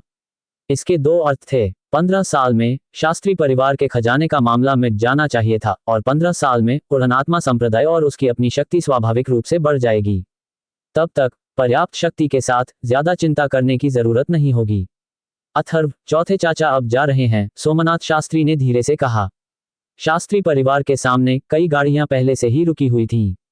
शास्त्री परिवार के पास उड़ने वाले राक्षसी जानवर नहीं थे, इसलिए वे केवल घोड़ा गाड़ियों से ही यात्रा कर सकते थे। फिर सोमनाथ शास्त्री, बलराज शास्त्री, विहाना और चेनशी ने अलविदा कहा और वे चारों एक गाड़ी में सवार होकर चले गए। विशाल शास्त्री परिवार, आधा खंडहर और आधा खामोश, इस पल शास्त्री परिवार को देखकर अथर्व आह भरने से खुद को नहीं रोक सका। सारे बदलाव उसकी मूल कल्पना से भी परे थे। बॉस, जब हम इस बार प्राचीन क्षेत्र में वापस जाएंगे तो बदला लेने का समय होगा। छोटू ने अपनी जीभ हिलाई, उसकी छोटी आंखों में गुस्से का एक संकेत भर गया। किस बात का बदला? अथर्व ने अपना सिर घुमाकर छोटू की ओर देखा और पूछा। वो 9 सिर वाला राक्षसी बाढ़ का अजगर। पिछली बार इसने 2 महीने तक हमारा पीछा किया था। इस बार इसे अच्छा सबक सिखाने की बारी मेरी है। मुझे इसे पीट पीट कर इसके 6 सिर काट देने चाहिए। छोटू को याद आया कि मिस्टी सिटी पर्वत श्रृंखला में 9 सिर वाले राक्षसी बाढ़ के अजगर ने 2 महीने तक उसका पीछा किया था और उसने गुस्से से अपनी जीभ हिलाई।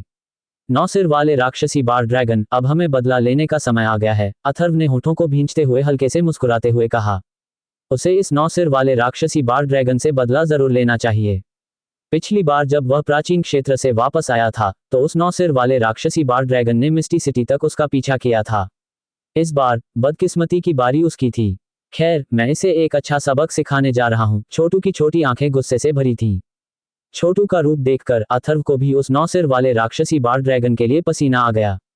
रिवर्स स्केल राक्षसी पेंग, ब्लड जेड राक्षसी बाघ, ताइन राक्षसी खरगोश और अन्य राक्षसों के साथ वह 9 सिर वाला राक्षसी बाढ़ ड्रैगन केवल बदकिस्मत ही हो सकता था। रात फिर से छा गई।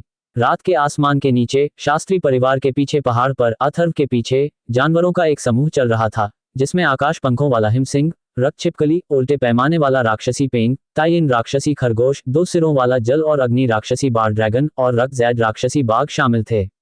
जहां तक रक्तपिपासु राक्षसी मेंटिस, हरे राक्षसी अजगर और बिजली जैसे काले पैंथर की बात है, अथर्व ने उन्हें सीधे स्थानिक जानवरों के थैले में डाल दिया था और अब ये 3 राक्षसी जानवर चौथे स्तर के करीब लग रहे थे।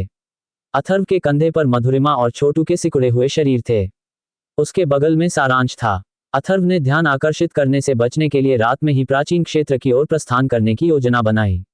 शास्त्री परिवार के बाहर कुछ ताकतों के जासूस शास्त्री परिवार की गतिविधियों पर नजर रख सकते थे, इसलिए सावधान रहना बेहतर था। इस समय अथर्व नहीं चाहता था कि प्राचीन क्षेत्र में उसके आगमन के बारे में जल्दी ही पता चले, क्योंकि यह उसके लिए कुछ हद तक नुकसानदेह होगा। युवा गुरु, हम कहाँ जा रहे हैं? सारांश ने अथर्व से पूछा। उसने पहले कभी इतनी लंबी यात्रा नहीं की थी, और अब जब वह युवा गुरु के साथ एक लंबी यात्रा पर निकलने वाला था तो वह लगातार उत्साहित था। जब हम वहां पहुंचेंगे तो तुम्हें पता चल जाएगा, अथर्व मुस्कुराया। उड़ती आत्मा गेट पहुंचने के बाद सारांश और सनी का साथ मिलकर काम करना निस्संदेह उसके लिए बहुत मददगार साबित होगा। अंकल नील, अथर्व ने अचानक पीछे मुड़कर देखा। फुश, अचानक हवा में एक भूत जैसी आकृति प्रकट हुई। ये सचमुच अंकल नील थे। अंकल नील ने अथर्व की तरफ देखा, फिर उनकी नजर अथर्व के पीछे खड़े राक्षसी जानवरों के समूह पर पड़ी। उनके चेहरे पर गहरा आश्चर्य था। उन्होंने एक व्यंग्यात्मक मुस्कान बिखेरी और कहा, चलो चलें। गर्जना गर्जना, स्काईविंग स्नोलैंड ने अपने पंख फड़फड़ाए और हवा में ऊपर उठ गया। उसका शरीर 6-7 मीटर तक फैल गया। जैसे ही वह निचले आकाश में चक्कर लगा रहा था, एक दबाव फैल गया। अंकल नील, चलो, अथर्व ने धीरे से कहा। अंतरिक्ष धीरे से विकृत हो गया और हवा का एक प्रवाह फैल गया। अंकल नील की आकृति पहले ही स्काईविंग स्नोलैंड की पीठ पर आ चुकी थी। विशेषज्ञ तो बस अलग ही होते हैं, अथर्व ने थोड़ी ईर्ष्या से कहा। उसकी असली क्यूई उसके पैरों के नीचे चमक उठी। उसने अपने पैर से थपथपाया और उसका शरीर तुरंत स्काईविंग स्नोलैंड की पीठ पर आ गिरा। सारांश भी उत्साह से स्काईविंग स्नोलैंड की पीठ पर कूद पड़ा। यह उसका पहली बार किसी राक्षस जानवर की सवारी करने का अनुभव था। राक्षस जानवरों का समूह भी आकाश पंख वाले हिमसिंह की पीठ पर कूद पड़ा। उल्टे पैमाने वाला राक्षस पेंग, ताइन राक्षस खरगोश, रक्तजैड राक्षस बाघ, दो सिर वाला जल अग्नि राक्षस बार ड्रैगन और अन्य राक्षस जानवर सभी खुश थे, क्योंकि अब उन्हें स्थानिक जानवर की थैली में रहने की जरूरत नहीं थी। इसके बाद आकाश पंख वाला हिमसिंह तेजी से एक सफेद धुंध में बदल गया और तुरंत अपनी मूल जगह से गायब हो गया। विशाल शास्त्री परिवार की हवेली अब केवल कुछ बहादुर नौकरों के भरोसे रह गई थी। कभी भव्य रही शास्त्री परिवार की हवेली अब वीरान सी लगने लगी थी। स्काईविंग स्नोलैंड की वर्तमान गति के साथ हम 1 महीने से भी कम समय में मिस्ट कैपिटल पर्वत श्रृंखला को पार करने में सक्षम हो जाएंगे, अंकल नील ने स्काईविंग स्नोलैंड की पीठ पर बैठते हुए कहा। बस इतना ही काफी होगा। उड़ती आत्मा गेट प्राचीन क्षेत्र के किनारे पर है। तब तक अंकल नील उड़ती आत्मा गेट पर सुरक्षित रूप से आराम कर सकते हैं। अगर कुछ हो तो मुझे बता देना, अथर्व ने कहा। अगर मैं इसे तुम्हारे लिए नहीं छोड़ता तो फिर किसे छोड़ूं? अंकल नील ने अथर्व को घूरा, फिर कहा, वहां पहुंचने पर मेरे लिए कुछ औषधीय जड़ी बूटियां ढूंढ लाना। मेरी चोटों को ठीक होने में बहुत समय लगेगा। चिंता मत करो अंकल नील, ये बच्चा आपके लिए इसका प्रबंध करने की पूरी कोशिश करेगा, अथर्व ने कहा। इतनी तेज? स्काईविंग स्नोलैंड की पीठ पर बैठे सारांश बस चिल्ला ही पाए। स्काईविंग स्नोलैंड की गति बिजली सी तेज थी। अथर्व हल्के से मुस्कुराया। एक क्षण बाद वह पालथी मारकर बैठ गया और साधना करने लगा। उसके शरीर में मौजूद सच्ची क्यूई उमड़ पड़ी और विशिष्ट मेरिडियंस में एकत्रित हो गई। इस समय अथर्व 3000 प्रवाहित मेघ हाथों की साधना कर रही थी। प्रत्येक युद्ध कौशल जब शरीर के भीतर से प्रकट होता है तो उसे अभिसरित होने और अपार शक्ति उत्पन्न करने के लिए कई विशिष्ट मेरिडियन से गुजरना पड़ता है। सामान्यतः चेन स्तरीय युद्ध कौशल के लिए केवल 1 या 2 मेरिडियन की आवश्यकता होती थी। स्टार स्तरीय युद्ध कौशल अधिक जटिल थे, जिनमें 3 या 4 मेरिडियन खोलने की आवश्यकता होती थी। हुआंग स्तरीय युद्ध कौशल और भी जटिल थे, जिनमें आमतौर पर 1 दर्जन से अधिक मेरिडियन शामिल होते थे। सच्ची ची इन विशिष्ट दर्जन या उससे अधिक मेरिडियन से होकर प्रवाहित होती थी, अंततः अभिसरित होती थी, जिससे सूक्ष्म रूप से स्वर्ग और पृथ्वी की विशेष ऊर्जा के साथ प्रतिध्वनित होकर शक्तिशाली पराक्रम प्राप्त होता था। जब तक कोई गहन स्तर के युद्ध कौशल तक पहुंचता, जटिलता और भी बढ़ जाती। क्षणिक प्रकाश और छाया कौशल की तरह इसकी जटिलता के लिए पैरों के सभी मेरिडियन खोलने की आवश्यकता थी, जिसकी कठिनाई कल्पना से परे थी। अथर्व जिस 3000 प्रवाहित मेघ हाथों की साधना कर रहा था, वह भी कुछ ऐसा ही था। एक मध्यम स्तरीय गहन स्तरीय युद्ध कौशल के रूप में इसके लिए शरीर के भीतर सैकड़ों मेरिडियनों से एक साथ प्रवाहित होकर, एकत्रित होकर, संघनित होकर आक्रमण करना आवश्यक था। यदि एक भी मेरिडियन गलत हो तो सफलतापूर्वक साधना करना असंभव होगा। इसके अलावा इस सच्ची ची को एक ही गति से सैकड़ों मेरिडियनों से एक साथ गुजरना था। एक क्षण के लिए भी ऐसा न करने पर असफलता हाथ लगती। इसमें शामिल कठिनाई कल्पना से परे थी। हर बार जब हमला संघनित नहीं होता तो सच्ची ची बिखर जाती और उसके शरीर में तेज दर्द की लहरें उठती। सच्ची ची का उसके मेरिडियन से टकराना बहुत दर्दनाक था, जिससे अथर्व को काफी तकलीफ होती थी।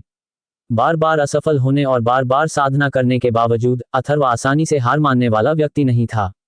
मार्शल जनरल स्तर पर निम्न श्रेणी के गहन श्रेणी के मार्शल कौशलों की साधना करना आमतौर पर अच्छा माना जाता था।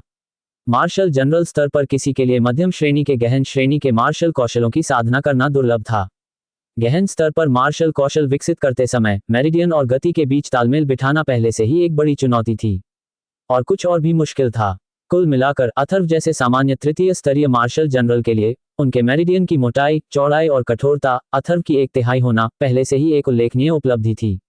शारीरिक बनावट के मामले में ये तो कहने की जरूरत ही नहीं थी। सामान्य तौर पर एक सामान्य तृतीय स्तरीय मार्शल जनरल की मेरिडियन और शारीरिक बनावट अथर्व के 1/3 तक भी नहीं पहुंच सकती थी। मध्यम स्तरीय गहन स्तरीय मार्शल कौशल की साधना करते हुए एक बार भी असफल होने पर प्रभाव निश्चित रूप से कोई मामूली बात नहीं थी। कमजोर मेरिडियन वाले लोगों के लिए मध्यम श्रेणी के गहन श्रेणी के युद्ध कौशलों की साधना में कुछ असफलताएं और सच्ची प्रतिक्रिया उनके मेरिडियनों को तोड़ने और उनके शरीर को विस्फोटित करने के लिए पर्याप्त होती। इसलिए पर्याप्त शारीरिक गठन और दृढ़ता के बिना गहन श्रेणी के युद्ध कौशलों की साधना करना इतना आसान नहीं था। ये पहले से ही बहुत कठिन थे, लेकिन इससे भी ज्यादा चुनौतीपूर्ण कुछ था। मध्य श्रेणी के गहन श्रेणी के मार्शल कौशल में अपार शक्ति होती थी, जो सूक्ष्म रूप से गुण ऊर्जा को उत्तेजित करती थी। मार्शल कौशल को संघनित करते समय सबसे जरूरी काम गुण ऊर्जा को एकीकृत करना था, जो शरीर में विशिष्ट मेरिडियन के भीतर सच्ची क्यूई को एकीकृत करने से कहीं ज्यादा कठिन था। इसमें आत्मिक शक्ति पर नियंत्रण शामिल था। यह महसूस करते हुए कि एक मध्य श्रेणी के गहन ग्रेड मार्शल कौशल को विकसित करना कितना कठिन था, और फिर अपने शरीर में ड्रैगन शैडो आर्म के बारे में सोचना जो कि एक मध्य श्रेणी का पृथ्वी ग्रेड कौशल था, अथर्व ने कल्पना करने की भी हिम्मत नहीं की। बार बार साधना करते हुए, बार बार असफल होते हुए, अपने शरीर में असहनीय पीड़ा सहते हुए अथर्व डटा रहा। 3000 प्रवाहित मेघ हाथों के अलावा अग्निज्वाला मुट्ठी भी एक मध्यम श्रेणी का गहन श्रेणी का युद्ध कौशल था, साथ ही अंतरिक्ष को चीरने वाले 9 प्रहार भी। मध्यम श्रेणी के गहन श्रेणी के युद्ध कौशलों के 3 सेटों और निम्न श्रेणी के गहन श्रेणी के युद्ध कौशल पृथ्वी की दहाड़ के साथ अथर्व जानता था कि उसके पास कुछ समय के लिए साधना करने के लिए पर्याप्त है।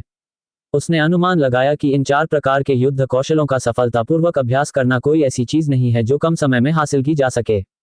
बच्चे, मध्यम श्रेणी के गहन ग्रेड स्तर या उससे ऊपर के मार्शल कौशल की साधना करते समय आंख मूंदकर साधना मत करो, अंकल नील ने स्काई विंग स्नो लान के पीछे से कहा। वह अथर्व की साधना देख रहे थे और उनकी धुंधली हो चुकी आंखों में कभी कभी एक हल्की सी मुस्कान आ जाती थी। चाचा नील, तो फिर मैं साधना कैसे करूं? अथर्व ने साधना बंद कर दी। उसके माथे से पसीना बह रहा था। क्या तुमने साधना करते समय कुछ भी ध्यान नहीं दिया? मार्शल कौशल के इस स्तर पर इसे प्रकट करने के लिए केवल सच्ची क्यूई पर निर्भर रहना ही पर्याप्त नहीं है, तुम्हें इसे समझने की भी आवश्यकता है, अंकल नील ने कहा। समझे? अथर्व कुछ उलझन में लग रहा था। सारी शक्ति स्वर्ग और पृथ्वी से आती है। किसी व्यक्ति की शक्ति कितनी भी महान क्यों न हो, क्या वह स्वर्ग और पृथ्वी से मुकाबला कर सकता है? गुण शक्ति स्वर्ग और पृथ्वी में निहित है। अपनी वर्तमान शक्ति के साथ हो सकता है कि आप इसे अभी महसूस न कर पाएं, लेकिन एक बार जब आप मार्शल कमांडर के 5वें स्तर पर पहुंच जाते हैं तो आप शायद इसे महसूस कर पाएंगे। उस स्तर पर सफलता प्राप्त करने के लिए केवल पर्याप्त सच्ची चीका होना ही पर्याप्त नहीं है। उससे भी अधिक महत्वपूर्ण है, आपको पर्याप्त समझ की आवश्यकता है, अन्यथा आप सफलता प्राप्त करना जारी नहीं रख पाएंगे, अंकल नील ने समझाया। समझ, क्या इसे ही मन की स्थिति कहते हैं? अथर्व ने धीरे से पूछा। एक सीखने योग्य बच्चा, आप ऐसा कह सकते हैं। मध्यम स्तरीय गहन स्तरीय मार्शल कौशल मार्शल कमांडरों के लिए भी साधना करना अत्यंत कठिन है। उनमें स्वर्ग और पृथ्वी की गुण शक्ति निहित होती है। केवल समझकर ही आप उन्हें सफलतापूर्वक साधना कर सकते हैं। सामान्यतः मार्शल कमांडर के 5वें स्तर से नीचे के साधक इस स्तर की समझ गुण शक्ति को नहीं छू सकते। यदि आप मार्शल जनरल स्तर पर इस स्तर को समझ सकते हैं तो भविष्य में आपको मिलने वाले लाभ बहुत बहुत अधिक होंगे। सब कुछ आप पर निर्भर करता है, अंकल नील ने कहा। अंकल नील, लेकिन मेरे लिए अभी उस स्तर को समझना बहुत कठिन लगता है, अथर्व ने कहा। अपने शरीर के भीतर 5 विशेष शक्तियों को सक्रिय करें और धीरे धीरे स्वयं इसे समझें। सरल शब्दों में कहें तो इस प्रकार की समझ केवल सहज ज्ञान से ही समझी जा सकती है, शब्दों में नहीं। ये केवल आप पर ही निर्भर हो सकती है, अंकल नील ने कहा। आपके मार्गदर्शन के लिए धन्यवाद, अंकल नील, अथर्व ने धीरे से कहा। इसमें कोई आश्चर्य की बात नहीं कि कई बार ऐसा हुआ कि वह इस कौशल को सफलतापूर्वक संश्लेषित करने के कगार पर था, लेकिन अंततः सफल रहा। ऐसा लग रहा था कि इसका बहुत बड़ा संबंध गुण शक्ति को समझने से था, जैसा कि अंकल नील ने बताया था। मार्गदर्शन पाकर अथर्व ने तुरंत अपना मन शांत कर लिया। फिर उसने अपने शरीर में गुण शक्ति को सक्रिय किया और धीरे धीरे उसे महसूस करने लगा। प्रकाश की 5 किरणों ने उसे घेर लिया और वह तुरंत एक रहस्यमय अवस्था में पहुंच गया। ये सब देखकर अंकल नील की आंखों में फिर से मुस्कान आ गई। फिर उन्होंने हाथ की मुहर बनाई और साधना भी शुरू कर दी। सारांश पहले ही साधना की अवस्था में प्रवेश कर चुका था। शायद इसलिए कि उसे पता था कि उसकी प्रतिभा महान नहीं है, उसने हमेशा लगन से साधना की थी। अंकल नील इस सब से काफी संतुष्ट थे। धीरे धीरे समय ऐसे ही बीतता गया। तीनों लोग और राक्षस जानवरों का समूह सीधे मिस्ट कैपिटल पर्वत श्रृंखला की ओर बढ़ गए। मध्य ग्रीष्म ऋतु थी। एक सुरम्य पर्वत श्रृंखला में हरे भरे पेड़ हवा में लहरा रहे थे। लहरों की तरह अंतहीन रूप से फैले हुए एक हरी भरी धारा धीरे धीरे बादलों में समा रही थी। इस पर्वत श्रृंखला में एक झरते झरने के नीचे कई आकृतियां दिखाई दी। उनमें से एक था आत्मा विनाशक विष सेनापति सत्यजीत। काले वस्त्र पहने, उसकी आंखें ठंडी थीं और उसका आभामंडल, हालांकि धुंधला सा दिखाई दे रहा था, लोगों को सहज ही उसके पास जाने से डराता था। ये व्यक्ति वास्तव में आत्मा विनाशक विष सेनापति सत्यजीत था। आत्मा को चकनाचूर करने वाले जहर सेनापति सत्यजीत के बगल में एक अद्वितीय सुंदरता वाली तेजस्वी महिला खड़ी थी, जो एक परिपक्व और आकर्षक आभा बिखेर रही थी।